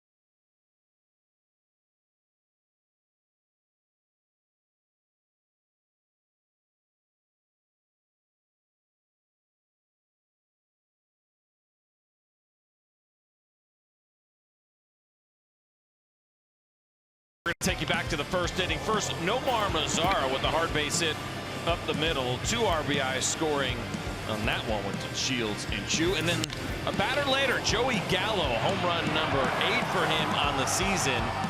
An opposite field 2-run shot. That's how the Rangers got their 4 runs. All of them came in the first inning. And for Joey Gallo, of his 8 home runs now, 5 center or left of center. 2 home runs that he has pulled down the right field line. We just kind of assumed that Joey Gallo was all pull power, but he's shown us much more than that this year. That'll be Mazara and Gallo, then Kiner Falefa in this 6th inning. A 4-4 ball game. Stroman, since those moments you just detailed, has really settled in. That's just the 3rd hit the Rangers have had since the home run by Gallo, but Mazara is on to start the 6th inning. 3rd hit of the night for Nomar Mazara, and for Marcus Stroman, heavy ground ball pitcher, one of the best that we have in our game. Gets his ground ball, but Nomar does a nice job of finding a hole on the right side, and you can't play the heavy shift on Nomar Mazara because he's so good at hitting the ball to all fields, and he can pick his spots when he wants to get a little pull. And you see the open hole there on the right. You think about those traditional left-handed shifts, and that's probably a ground out, but you can't do that to Nomar. Seen him hit the ball the other way. We saw him hit the ball up the middle in his first at bat. Well, there's the very basic shift on a left-handed power hitter. You see this one with Gallo up there. That's truly a moderate shift for Gallo. And he got robbed in his last at bat. Yes, he did. That missile that he hit right back up the middle. It's 98 miles an hour off the bat. Diaz was there to snag it. That was a type of swing and result that, as a hitting coach from junior high through the major leagues for at least the first 130 years of the game, would have been considered ideal, A1, top of the line, perfect, exactly what you want to do. Yep. It went for an out. And you do, I think you still believe that. You still look at that at bat and say, yep, that's a quality at bat. We'll take that every time, because it's the approach, staying in the middle of the field, squaring the ball up really hard. And over time, you're going to get a lot of hits doing that, and they're also going to result in some home runs. This ball hit out to center, slicing a little bit. Pilar into a dive, and he can't get it. Mazara had to hold momentarily, so stops at second base. But Gallo with a base hit, and the first 2 men on in this 6th inning. That just kind of shows you the dichotomy of what can happen, right? Joey Gallo smoked the ball in his last at bat. This one he hit well, but not nearly as hard, but he hit it right back up the middle, and Pilar is an excellent defensive center fielder, and you always have to worry about the range. Look how far he came. He was even in that left field gap a little bit. Nomar did a nice job of running the bases, as you see Pilar lay out and try to get that ball, and couldn't come up with it. Nomar could not take that chance of him catching that ball and turning it into any kind of double play. So now the corners are in. Middle infield at double play depth, and Kiner Falefa bunts it foul. And this makes sense. Makes sense in this spot to at least try the sacrifice bunt. For Marcus Stroman, when he's got that sinker working, it can be difficult. You saw what happened on that one as Isaiah topped it straight down. But what he's trying to do here, I mean, you just want to get the bunt down, but position A is a hard bunt to third base to make that third baseman field the ball so that Nomar can get to third easily.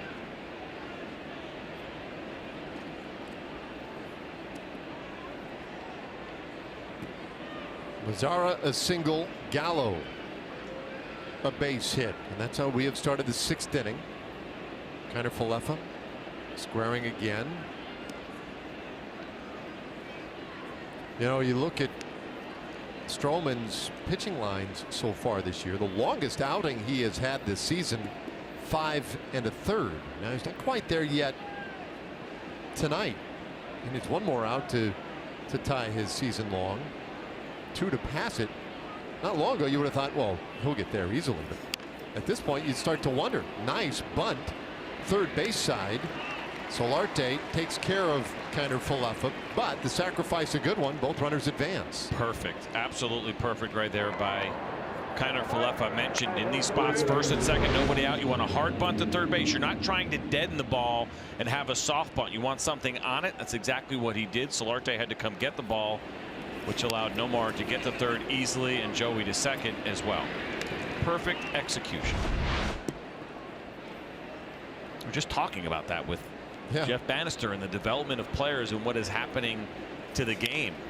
This ball out to left field could be trouble. Drops in, base hit, and a high hop that allows Gallo to round. He'll score. 2 runs are in. Guzman goes to second, and the Rangers retake the lead.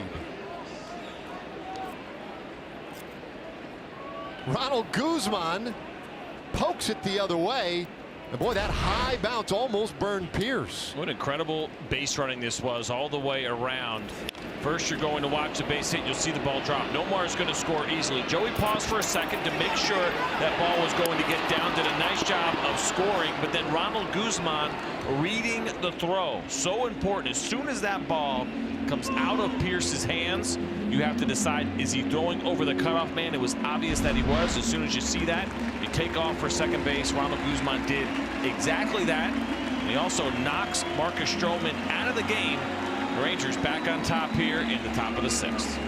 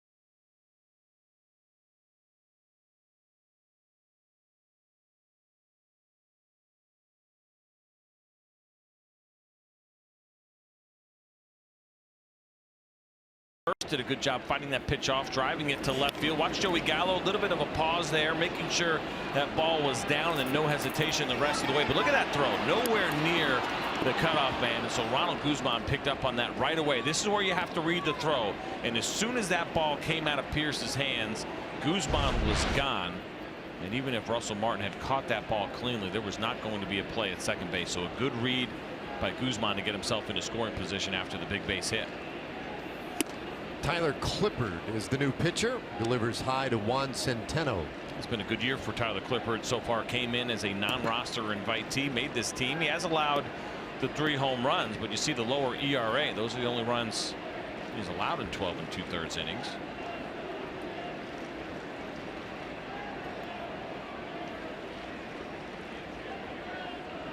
(1-0) look good, and that'll even it up.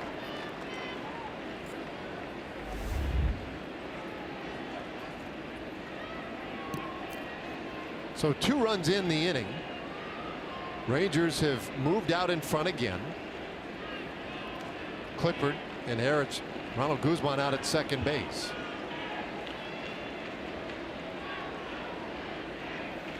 We talk about so often when you're trying to run your bullpen, and for managers they'll mention this, they would much rather be a hitter too early than a hitter too late, right? When you're trying to, when do I get my starter out of there, when do I make my next move? And with Tyler Clippard, It's a guy that has been really good against lefties over the course of his career, and he is kind of a guy you can go to against lefties in big spots. Just an .091 batting average against from left-handed hitters so far this season.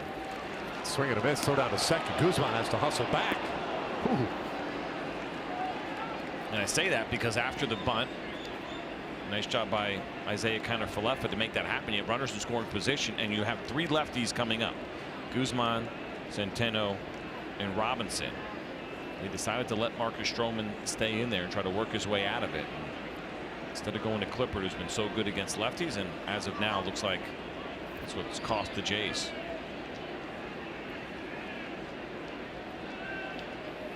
Centeno takes high, and it's a full count. So Centeno, then Drew Robinson, 1 out in the inning.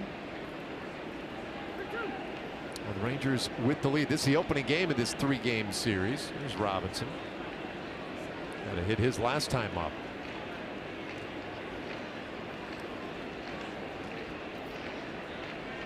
Clippard's 3-2. And we'll do it again. What makes Tyler Clippard so effective is the changeup and the split finger against lefties. As much as we talked about that with Mike Minor and his necessity to use that pitch against right-handed hitters, for the right-hander Clippard, very important, and he's been very good using this split and changeup against lefties. Now, we just threw a fastball there, 3-2. Curious to see if he'll go to a changeup, even though it's a full count. Off the plate, that's ball 4. He tried it, missed 79 miles an hour up and away. Not surprising when that is your strength. But Tyler Clippard unable to execute, so he'll get another lefty here now in Drew Robinson. Couple of base runners now for Robinson. Drew 1 for 2 in this one tonight. Clippard, the well-traveled right-hander, originally drafted by the Yankees, 9th round pick back in 2003, came up with New York, was traded to the Nationals, and really kind of became known with the Washington Nationals. Had some great years with them, 2008 through 14. And then he's moved around a little bit. Oakland, the Mets, Diamondbacks, Yankees again, White Sox, Houston, and now this year didn't sign until March 7th this year. I mean, he was dangling out there for seemingly ever. Up and away, and it's 2-0. And you would think in this day and age, when relievers are so highly valued, even though he had a little bit of an off year last year, 3 stops for him in 2017, overall 4.77 ERA. It's a tremendous strikeout rate, nearly 11 per 9. You would have thought that he would have gotten an opportunity a lot earlier than he did.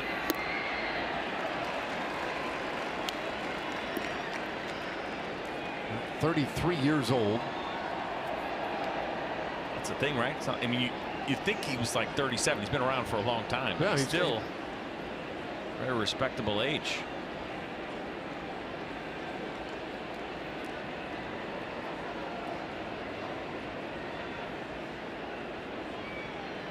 Long pause at 2-1. That one fouled high in the air, back behind home plate. There were some years with the Washington Nationals where Clippard, as I mentioned, very good pitcher, but he stood out too for his eyewear. he would roll out some pretty funky goggles sometimes, man. He's got a little more streamlined these days. 2-2 pitch. Another foul ball. So Robinson battling here. We talked about that earlier. One of his strengths as a young player coming up. How about this for Clippard? The righty-lefty splits over the course of his career. He's faced 1,400 lefties, 1,401 now. 188 batting average against him. That is no small sample size, and that's an impressive number to have. Righties 201, so getting hit, batting average has not been an issue for him over the course of his career. 195 for his career, and this is 639th game. It's impressive. The walks have been an issue for him at times. And other than that, I think he's been an undervalued pitcher, maybe underappreciated to some degree. Bounces this one, and it's a full count. Now charging for third, Guzman, and he'll get in there without a throw. A wild pitch, and the Rangers have him on the corners. You watch Ronald Guzman, and you don't necessarily look at him as a speed guy. He's a big guy. He's got some long legs and some long strides, and so you're not thinking, oh, hey, this is a guy that's going to steal you a bunch of bases, but impressive base running by him so far in this inning alone. Good read on the high throw, good read on the ball in the dirt. You don't have to be fast to be a good base runner, and a base runner that's appreciated by your coaching staff. And I guarantee you that Jeff Bannister has taken note of what Ronald Guzman has done and how well he's run the bases this inning. Payoff pitch. This one lifted in the air. Short right field. Coming in is Hernandez. Going out Travis. Hernandez makes the catch. Guzman tags. And so does Centeno, and Centeno able to get to second base. That was weird. Yep. When you saw the throw going to second, I'm wondering if Guzman thought about it. Well, he definitely faked it, and I thought he was going to go based on the fact that obviously you look at the distance here and you say, well, you never tag on this ball, but there was almost a collision and a hesitation from Hernandez, and he caught the ball off balance. I actually wouldn't have minded seeing Guzman go there and put a little bit of pressure on Hernandez. He wasn't very deep at all. But because of that, because of the look at home, Guzman ended up holding up when it was all said and done. He probably would have been out, but either way, good job by Drew Robinson to, oh, excuse me, Juan Centeno to get the second. So to Shields now. Chance here now, 2 outs in the inning, Yeah. but if he could dump one into the outfield, that would be huge. If you just did this based on distance alone, and where that ball landed, where it was caught, and the fact that Juan Centeno tagged up from first base and went to second, that makes absolutely no sense. But because of the way the ball was caught, because of the look at Guzman and the fake tag. High pop up back of second. Devin Travis is right there. So the inning is done. The Rangers pick up 2 more though and take the lead. A good inning for the Rangers, and especially Ronald Guzman comes up with the big hit, the base hit to left field, driving in 2. Those 2 were Nomar Mazara and Joey Gallo, and high fives for everybody in the dugout with the Rangers leading by 2.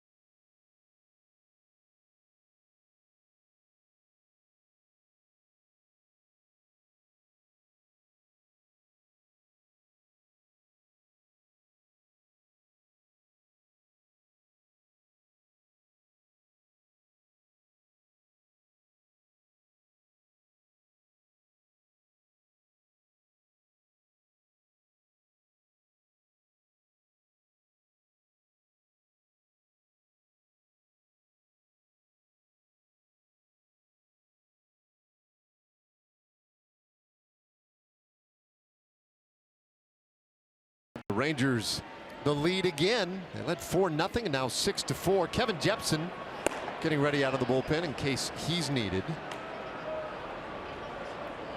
Minor, his longest outing of the year this year, 6 innings. He's got 5 under the belt so far. 6, 7, and 8 hitters due. The pitch count in good enough shape he can get through 6 innings. Yeah, the last couple have really helped, where Mike Minor has been able to rein it in a little bit with that pitch count, and an opportunity, at least from the sense of pitches, to get through this 6th inning. I'd originally thought maybe 5 based on the pace that he was on, but he's done a nice job of bouncing back, and we mentioned he's thrown at least 90 in each of his starts with a season high of 102. Martin with a ground ball up the middle. Good backhand by Robinson. 1 away. So that'll help. That lead man back into the dugout. Brings up Morales. And he's done a good job against the bottom of the order here so far. When you look at hitters 6 through 9, only 2 have reached base. The double by Russell Martin, the hit by pitch. And Diaz in the 2nd inning. Other than that, he's gotten everybody else out, and including Morales with a couple of strikeouts so far tonight. He's retired 9 of the last 10 batters he has faced. And Morales pounds this one in the dirt toward third base. Kiner Falefa has time, and they're 2 away. All right. Beautiful start to this one. Time for a Chevy game break. Let's check in with Rick Renner.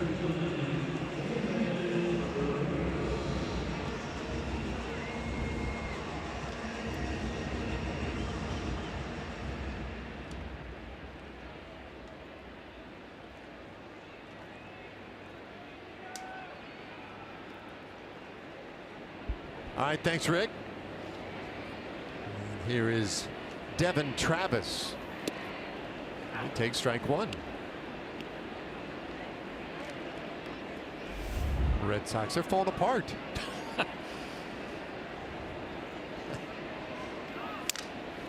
Soft liner, shortstop, and Profar right there. Okay, a 1-2-3 in the 6th inning for Minor. We'll see. Maybe he'll come out for the 7th. Rangers lead by 2.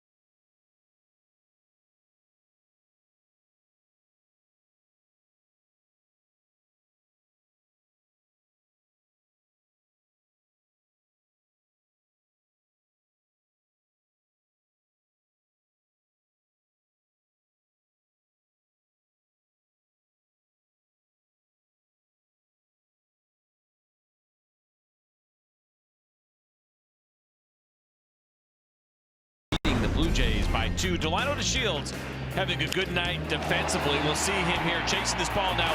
He was unable to get it, but he did an excellent job of getting up, hitting his cutoff man, and then ultimately Drew Robinson made a really nice throw at home to nail Justin Smoke. And this ball that was hit up the middle that Robinson just missed, but Delino did not give up on it. Charges this ball. You see the sprint speed there, and 161 feet later, he throws out Smoke again.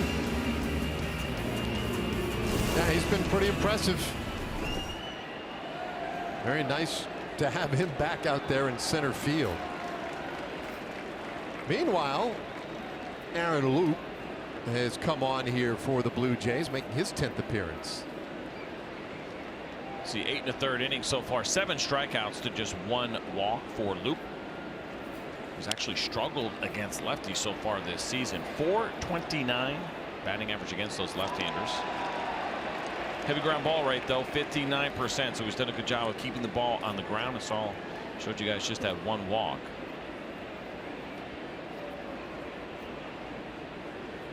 Yesterday, came in, faced 6 Red Sox hitters in 2 innings, retired all 6. He was really effective, just 24 pitches, but right back out after a 2-inning stint yesterday to pitch in this one. He has Chu, Profar, and Mazzara.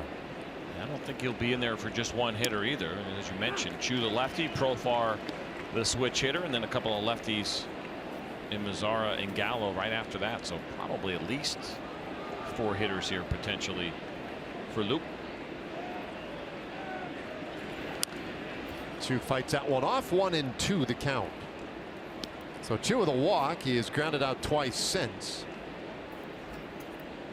This is his 5th game batting in the 2nd spot in the order after leading off the previous 18 games.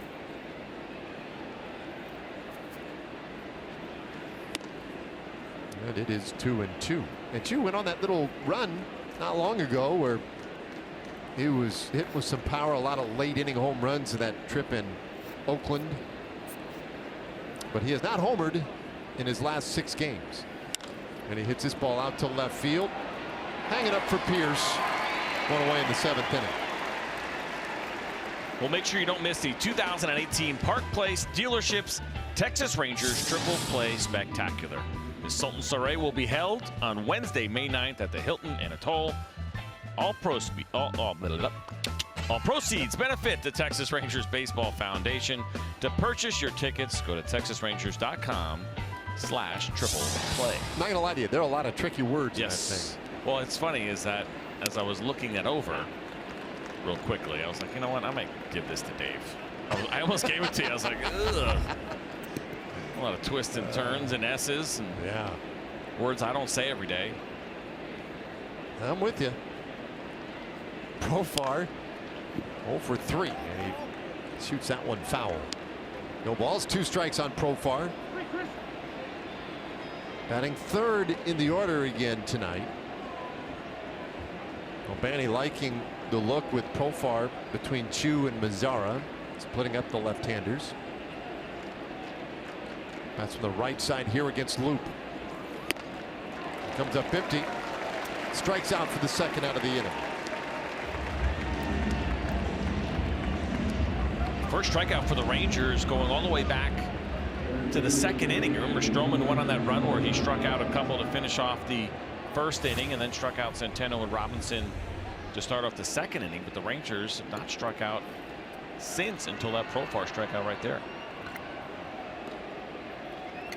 So Loop has retired the first 2 he has faced. Now Mazzara, who has had a great night at the plate, 3 for 3. Takes a strike. He has a 2-run single. He has a double. Another base hit. He has scored twice. So his first 3-hit game of the year.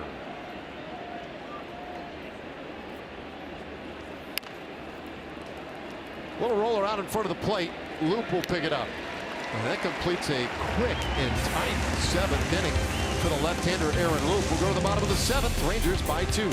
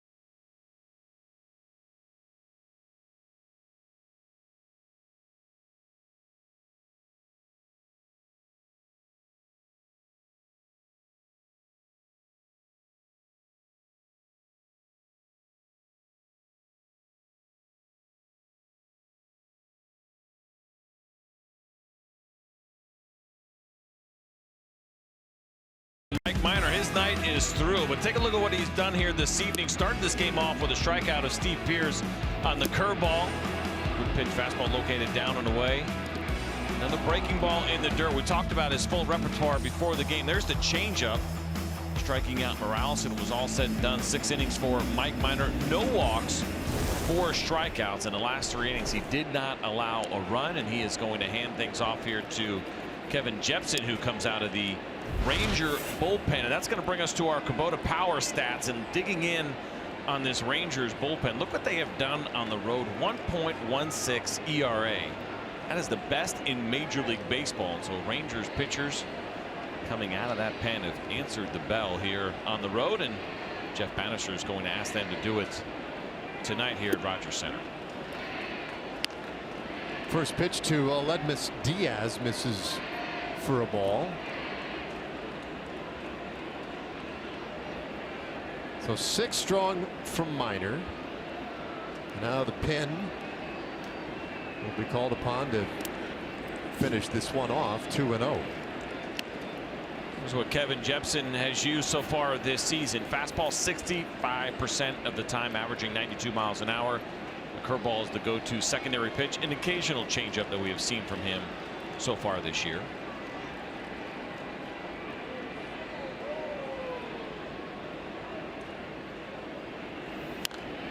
Foul back our direction again. High. 2-1.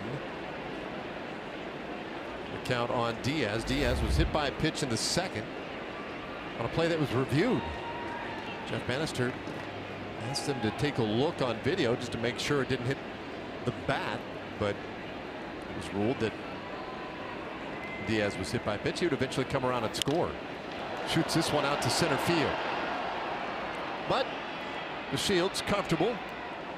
1 away. Well, this bullpen has thrown 95 innings. I guess 95 1/3 now. It's tied for second in the American League in innings pitched. So you're talking about the great numbers that this bullpen has accumulated on the road, and they have been outstanding on the road. And it's a lot of innings too. I mean, it's a significant number of innings that they've pitched well. No, done a good job. And remember, go back to spring training and the depth of the bullpen that it looked like the Rangers had on paper. Some veterans that they brought in.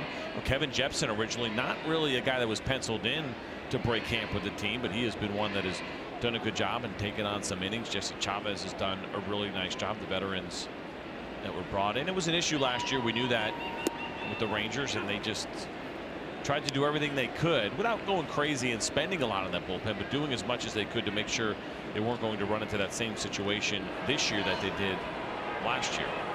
What the difference between the Rangers and the Angels in innings pitched? The Angels 108 innings pitched out of the pen. Wow. And it's just something that's really not sustainable over the course of a full season if you're trying to contend. See Matt Moore. Is that Matt Moore down there? They could use an extra lamp or something down there. No, what I'm saying, wasn't that Matt Moore sitting there? Yes, it was. Yeah, so he's actually going to be. Jeff Bannister talked about that as far as what's going to be happening in the bullpen with the Rangers, the rotation. And he essentially said, what you know for sure is that Cole Hamels is making a start every 5 days. He's going to stay in his turn. And then you're going to have Mike Minor, who's, you mentioned it earlier, the +1, right, in the rotation. And then they'll kind of go in and out when need be with the rest of the guys. And that means that Matt Moore in the bullpen a little bit, maybe just to help out as a just-in-case situation. Fly ball, center field. And the shield's positioned well, 2 away. Is that the bullpen or a nap room out there? I mean, it looks dark and cozy. Well, you have the options here in Toronto. It's kind of an interesting bullpen. You can get tucked in underneath there where it's a little bit dark, but then also you can sit above the outfield wall. And they have that seat, or you know the way those seats are, you can climb up, and nobody's in either bullpen is up high right now. But that's a really interesting, unique vantage point that you don't get from most bullpens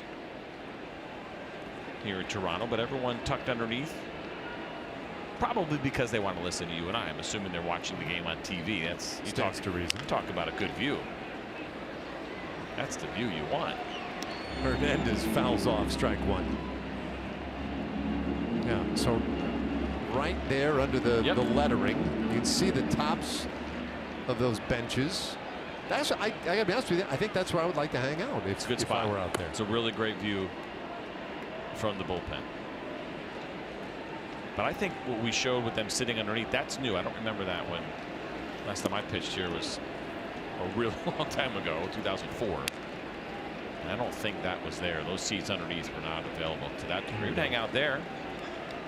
Now, I mean, I guess you would know. I mean, as a guy who spent some time in the bullpen, you're a little exposed to the fans in that area, whereas tucked underneath there, you have a little privacy from the hecklers. Very necessary, especially if you're a Ranger coming into the Rogers Center. Very helpful. 1-1. It's ball 2.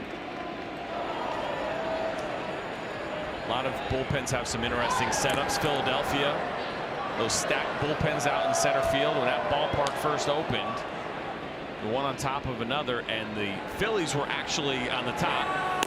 They went in for their exhibition that first year before they opened the ballpark, and they quickly realized that was a mistake. Ground ball gets past Profar.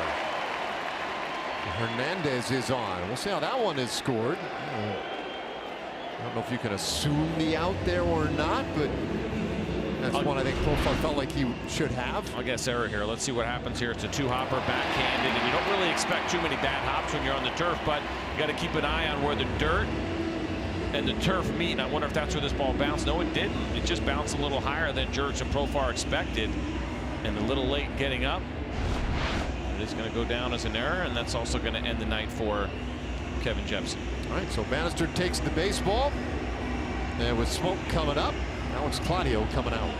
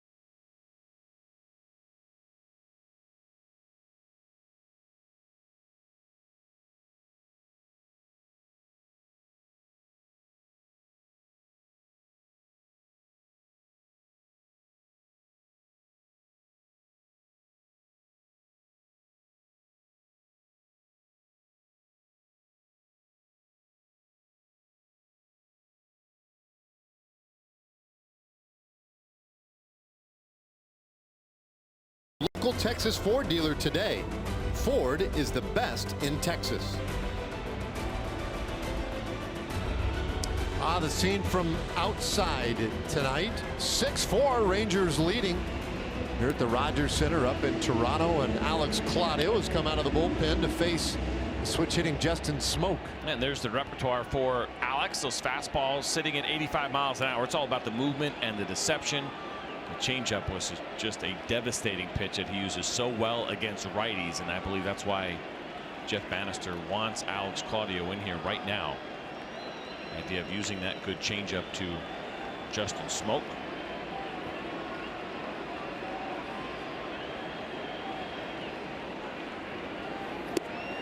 There's one right there, and Smoke takes a huge hack at it. 71 miles per hour. Now, overall, it's been a little bit of a struggle for Alex against righties. 485 batting average against, but here's that changeup. He just pulls the string, and Smoke almost spins himself into the ground chasing that pitch. We could see a steady die to those changeups right now.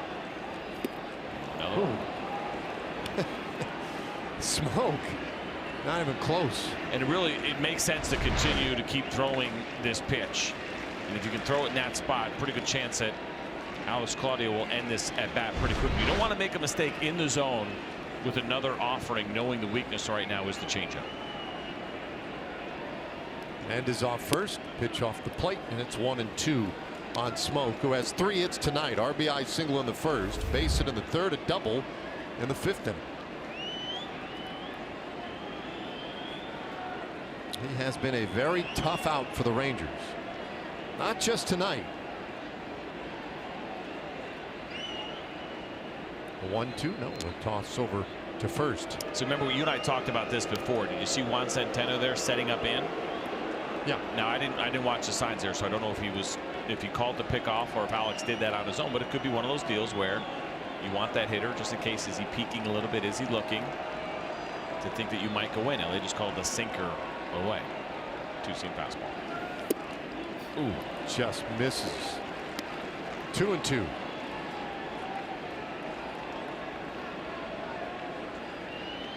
It's a good pitch by Alex. Nice job by Justin Smoke to lay off of it. You get that 2-strike count. Ball is just below the zone, perfectly located.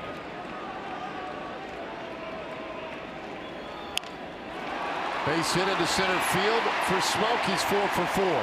Hernandez drops anchor at second.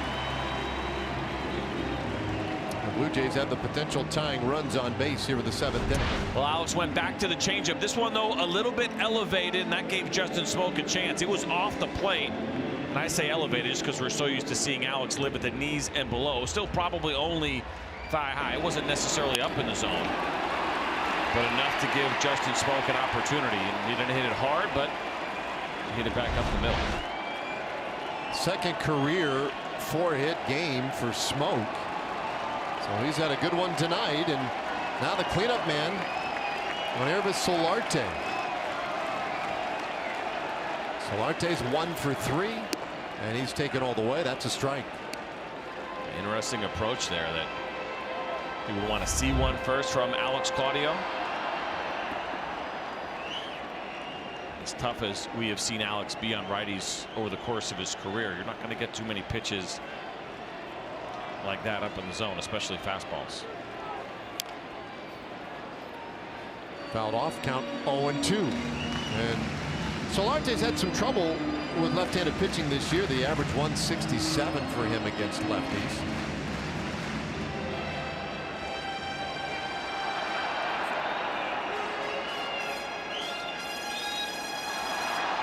He's faced Claudio twice and does have a hit off him. Hernandez at second, Smoke at first. Rangers leading by 2. Bottom of the 7th inning.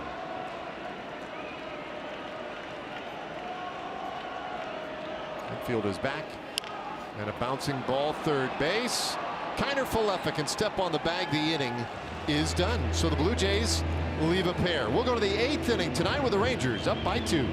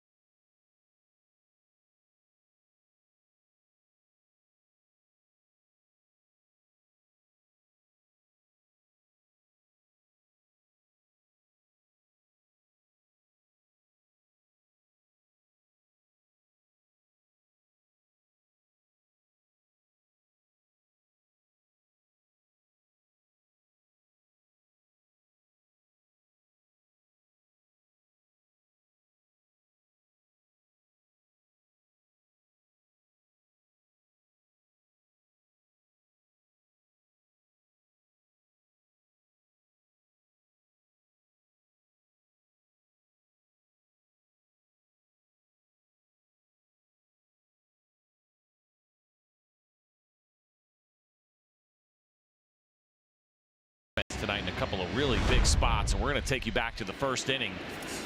And Joey Gallo hit home run number 8 on the season, and he did it to the opposite field. This is something that we're almost getting used to now with Joey Gallo. Watching him go the other way and doing it for power as he gets some slaps and handshakes from Nomar Mazar and others in that Ranger dugout. And Joey Gallo, this is a conversation you and I have had, and when would it change, and when would his singles surpass his home runs? They did for a little while, but now he's even. 56 singles, 56 home runs in his career. Joey Gallo continues to do some pretty amazing things. He had, what, 3 singles the other night. He's got 1 here tonight. So it's been a 2 for 3 night so far for Joey with a couple of RBIs.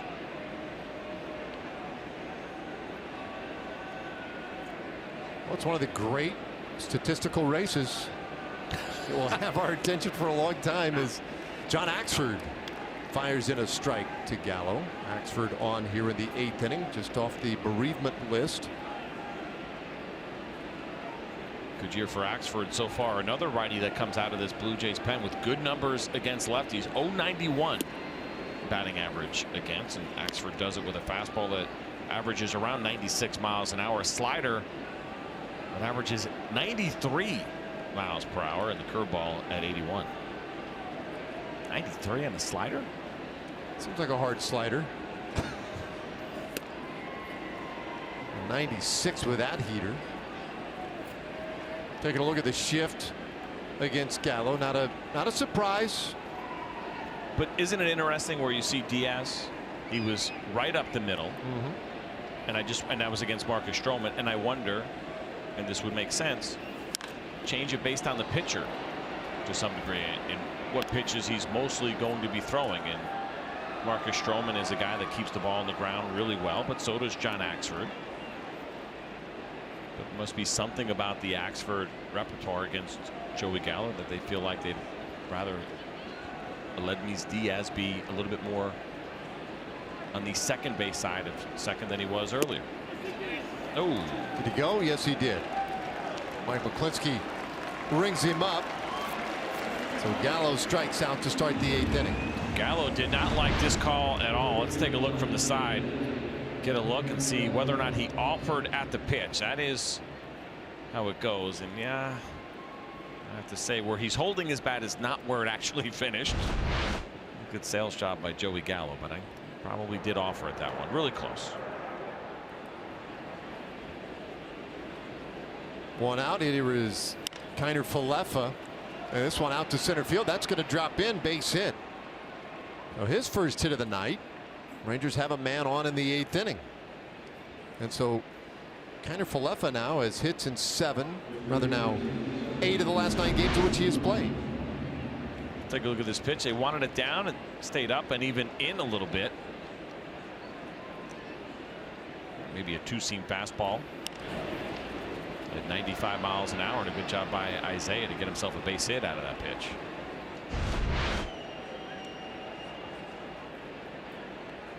So now Ronald Guzman. Guzman 1 for 3. And the 2-run single in the 6th inning that changed this game, broke the tie. And now look at this shift, because you see Solarte moving over to play second base. Diaz staying put, and the second baseman Travis going out into that space between first and second.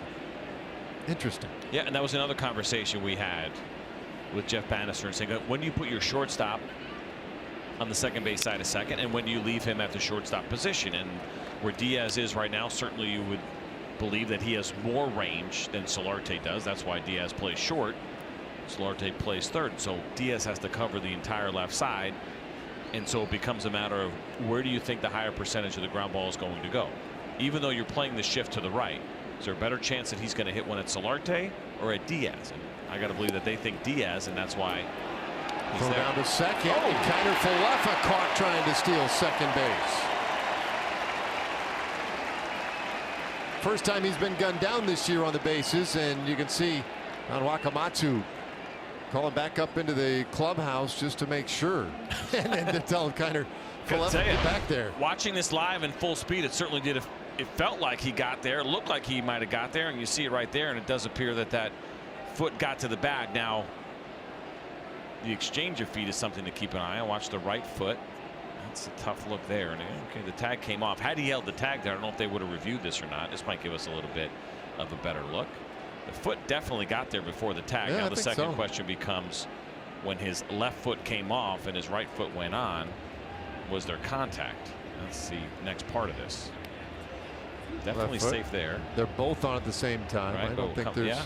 Oh, look at that. Yeah, there was no gap in between there. Oh, I think this one, while under review, third play we've had reviewed tonight, I think this one's going to go the Rangers' way, which is the kiss of death. I shouldn't have said that out loud. Well, I caught you kind of hesitating a little bit, but you got to say what you believe, and you believe it's going to get. I believe it. I believe turned it was over. safe. So just say it. Yep, I think he was safe.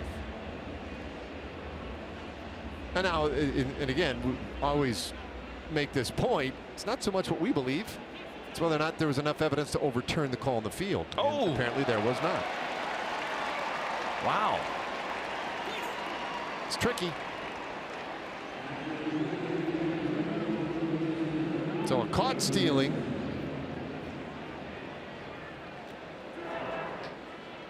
And the bases are empty. 2-1 the count to Ronald Guzman.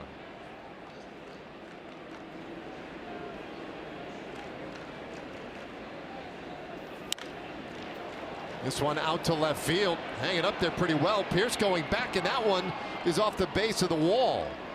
Guzman showing some good power the opposite way. And he's doubled here in the 8th inning. Boy, now that caught stealing a big play. It was, but a nice job here by Ronald Guzman. Second hit of the night and second hit to left field. That's a good pitch. Outer third of the plate. Does a good job of going with it, but not just going with it, driving it, right? That's what becomes so impressive. Now he's a big guy, gets the arms extended, but he stays on that ball well, does not pull off of it, and that ball continued to carry. As it short hopped the wall, an easy double for Guzman, his 4th now already on the season. All right, scoring position for Centeno.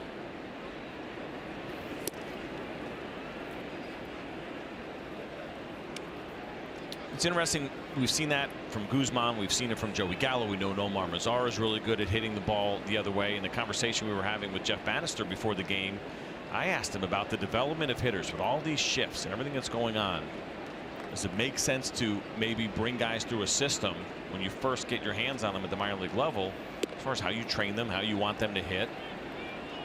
And we got into that conversation about where he believes strongly in developing hitters when they're young to be hitters first. A lot of guys come in with the big swings, big power, but a lot of swing and miss in their game, and he feels like with some of these hitters, the organizations maybe haven't been trying to reverse that. They let them go be that guy, let them see how far they can hit the ball with pull power. We're seeing the opposite right now, and I think it's going really well for the Rangers. I wonder if it's a new trend that we'll eventually see in the game. Well, the inning is done. Despite a single and a double, the Rangers come up empty. We go to the bottom of the 8th in a 2-run game.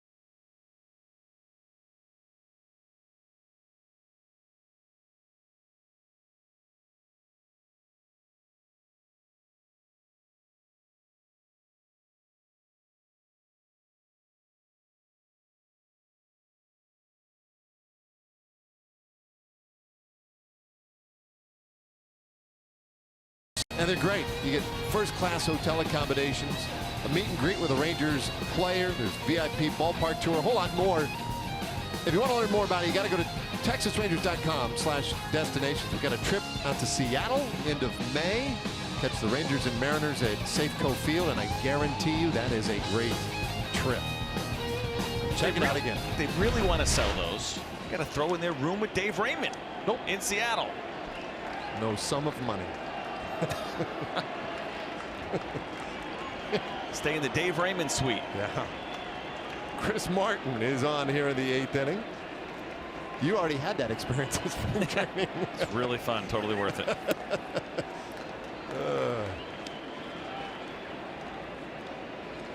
So Pilar, Russell Martin, and Kendrys Morales in this 8th inning.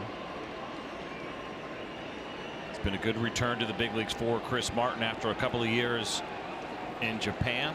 9.8 strikeouts per 9, just 1.5 walks. He's done a really nice job in big spots in the Ranger pen. Foul pop up, and Drew Robinson covering some ground to get to it. Nice, one away. Good job here by Drew Robinson. Whenever you have these fly balls and you're coming in on this kind of angle, you prefer your second baseman take it. Very difficult play for the first baseman. You see Guzman chasing it out there, but with Drew Robinson coming across, it's a much easier play for him. Now, this wasn't an easy play because of how far he had to run, but he knew if he could get there, he should be the one taking that fly ball, and he did. And Ronald Guzman probably appreciates that.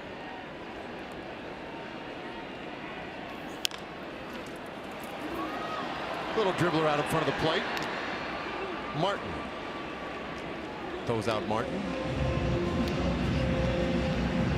2 away. Didn't take very long at all for Chris Martin. Just 3 pitches in, and he gets 2 outs here so far in the 8th inning. But watch this here. Talk about communication. We just saw it with Drew Robinson. Watch Juan Centeno as he pops out. You're going to see his hands go up in the air, and the reason he does that is because he wanted Chris Martin to know that he was going to get that ball. But Chris Martin decided to take it himself anyway. Always worry about those collisions a little bit. Watch him come out and see the hands go up. And he's also probably saying he's got it. Chris Martin right away looks at him and says, "My bad. I did hear you. I did see you. But I wanted the assist." He did not. He just wanted to get the out. It's a reaction play. Those are tough. And I will tell you this. I think Juan Centeno will tell you that ball actually went out a little further than he thought it was going to go based on the spin. So most importantly is that somebody got the ball cleanly and made the throw.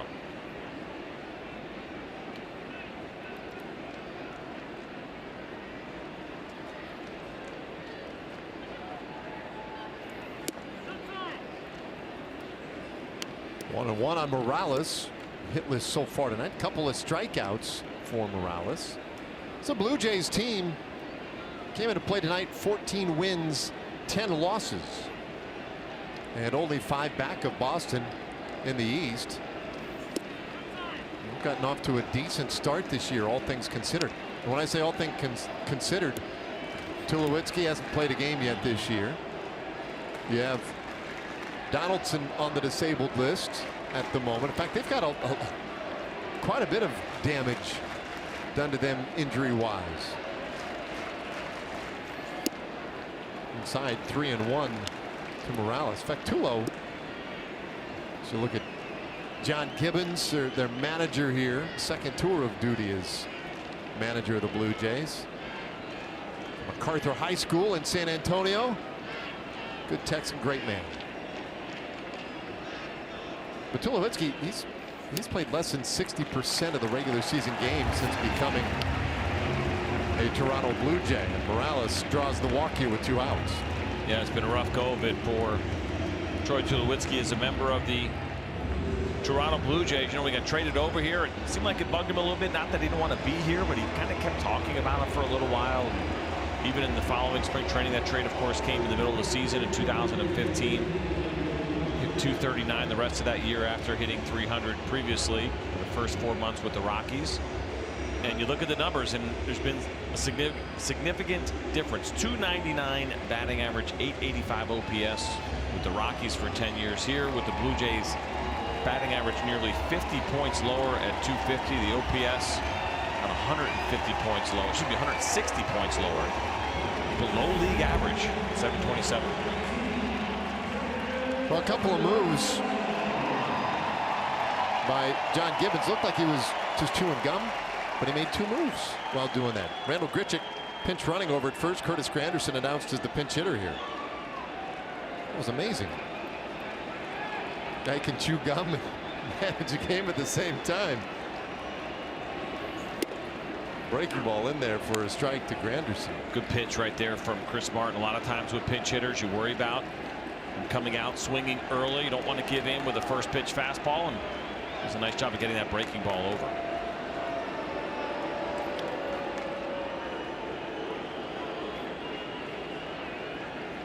Curtis Granderson representing the tying run here in the bottom of the 8th inning. And you do have to respect his power. How about a guy with 10 seasons in his career of 20 or more home runs? So he knows how to hit him out. But this little dribbler not going to do it. Martin picks it up, places the tag on Granderson, and the inning is done. That's a big out for Chris Martin. It takes us to the 9th inning with the Rangers leading by 2.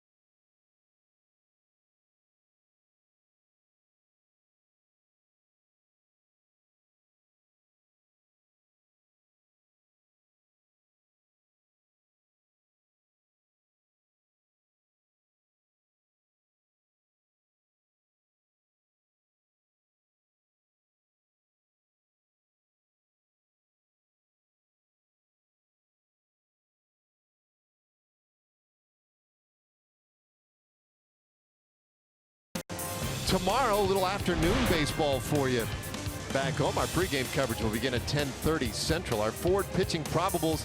I have the big sexy Bartolo Colon back out there. And Jaime Garcia will take the ball for the Blue Jays. That is appointment television. It is. Did you say 10:30? 2:30. Oh. 2:30. That sounds really early. Like, wait a minute. I don't think I have my schedule right. 2:30. Well, Lourdes Gurriel comes in the game to play second base for the Blue Jays. Rookie, just up about a week ago. His first pitch fouled away by Drew Robinson. Had a single in the 5th inning. 1 for 3 in the ball game tonight. Rangers lead by 2. One last chance to add some insurance runs here. Gurriel, by the way, I'm sure we'll see probably in the series, get a start. The same exact tremendous hair that his brother has. Pretty impressive. Let's get Gurriel with the. They call it La Pina? Huh? They call it like La Pina, I think. That I don't know. Pineapple. It's the top of the pineapple. That's a really good description. Down low, 2-1 the count. So you're digging that. I mean, if you could pull that off, would you go with that look? I'd like to see with that look. Give for thick head of hair up top. I'll go pineapple if that's what it takes. I'm in. Full count, or rather a 2-2 count on Robinson now. By the way, I got this neat little note. So, you know, of course, when the games are played with Asian players in the game, that those games are run in Asia, whether it be Korea, whether it be Japan, and they'll pick up our feed a lot of times, and then they'll use the local broadcasters will watch it off the screen at 3 o'clock in the morning or whatever time it is, and they'll broadcast the games there. Well, I got a note from somebody from MBC Sports, which is in Korea. Okay. And they said, hey, you know, doing the game because O, of course, is in the bullpen with the Swung-Han Oh is with the Blue Jays. They say, I just want to let you know that one of your ex-teammates, Jae-Hong Park, is calling the game. So that he's sitting there, and then obviously you and I are on screen very much, but they saw the open and everything else, and he said, your former teammate just wanted to tell you hello, and now he's sitting there calling this same game that you and I are calling, but doing it in Korea. I guess it's probably, what, 8:30 in the morning there? Well, that I couldn't tell you. 14 hours, I think. Now that we're past daylight savings. So anyway, that was kind of neat little note.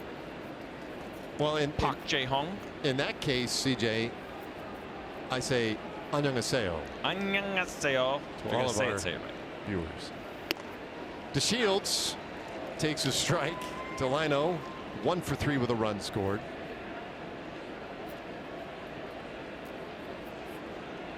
Axford pitched a scoreless 8th inning. Go ahead. I mean, how would you not make fun of me for not even putting in the whole Chu angle of this? Like, my first thought was the visiting angle. Right. So I'm thinking about who won the Blue Jays. It's from Korea. There's a pretty big star from Korea that's on the Rangers as well. I probably should have thrown that out there. Waiting on deck. Maybe the bigger draw. Looping fly ball out towards center field, and Pilar is there. 2 away. Well, MLB Beat the Streak is back. You can download the app, play for free, and start your streak for a chance at $5.6 million. Download Beat the Streak today. Here he is, Shin-Soo Choo. A walk, a couple of ground outs, and a fly out. He has scored a run. Rangers up by a pair here.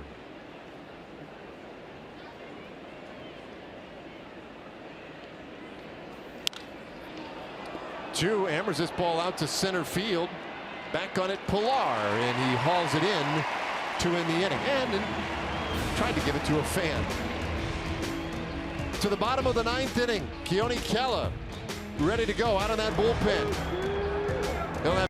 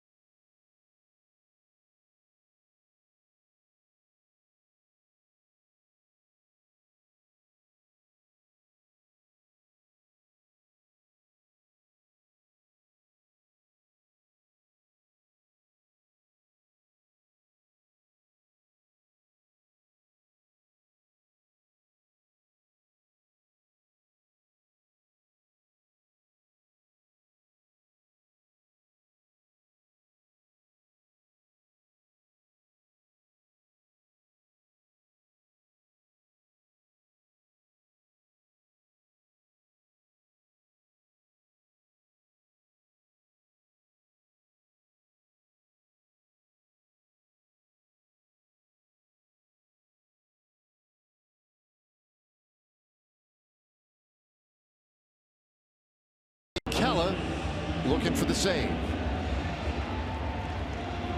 And here's the pitch arsenal for Kela. It's just a 2-pitch mix. Fastball sits at 96 miles an hour, and that really good curveball at 83. And he does a really good job of manipulating that curveball. Can make it a little bit bigger, a little bit smaller. It's got really good 12-6 action on it to go along with the high fastball. Strong combination from Kela. Aledmus Diaz offers it the first pitch, pops it up left side of the infield, and Profar puts it away. And just like that, 1 pitch, 1 out in the 9th. So Back to the top of the order for Pierce. Rangers trying to do something tonight that they have not done all year, and that is win the opening game of a series. Pretty amazing.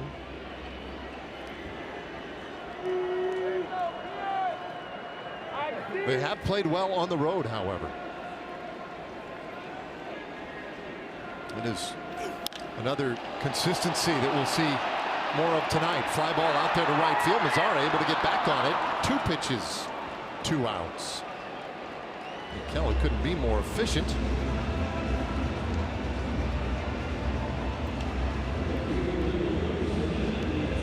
So now the last chance for the Blue Jays. Oscar Hernandez.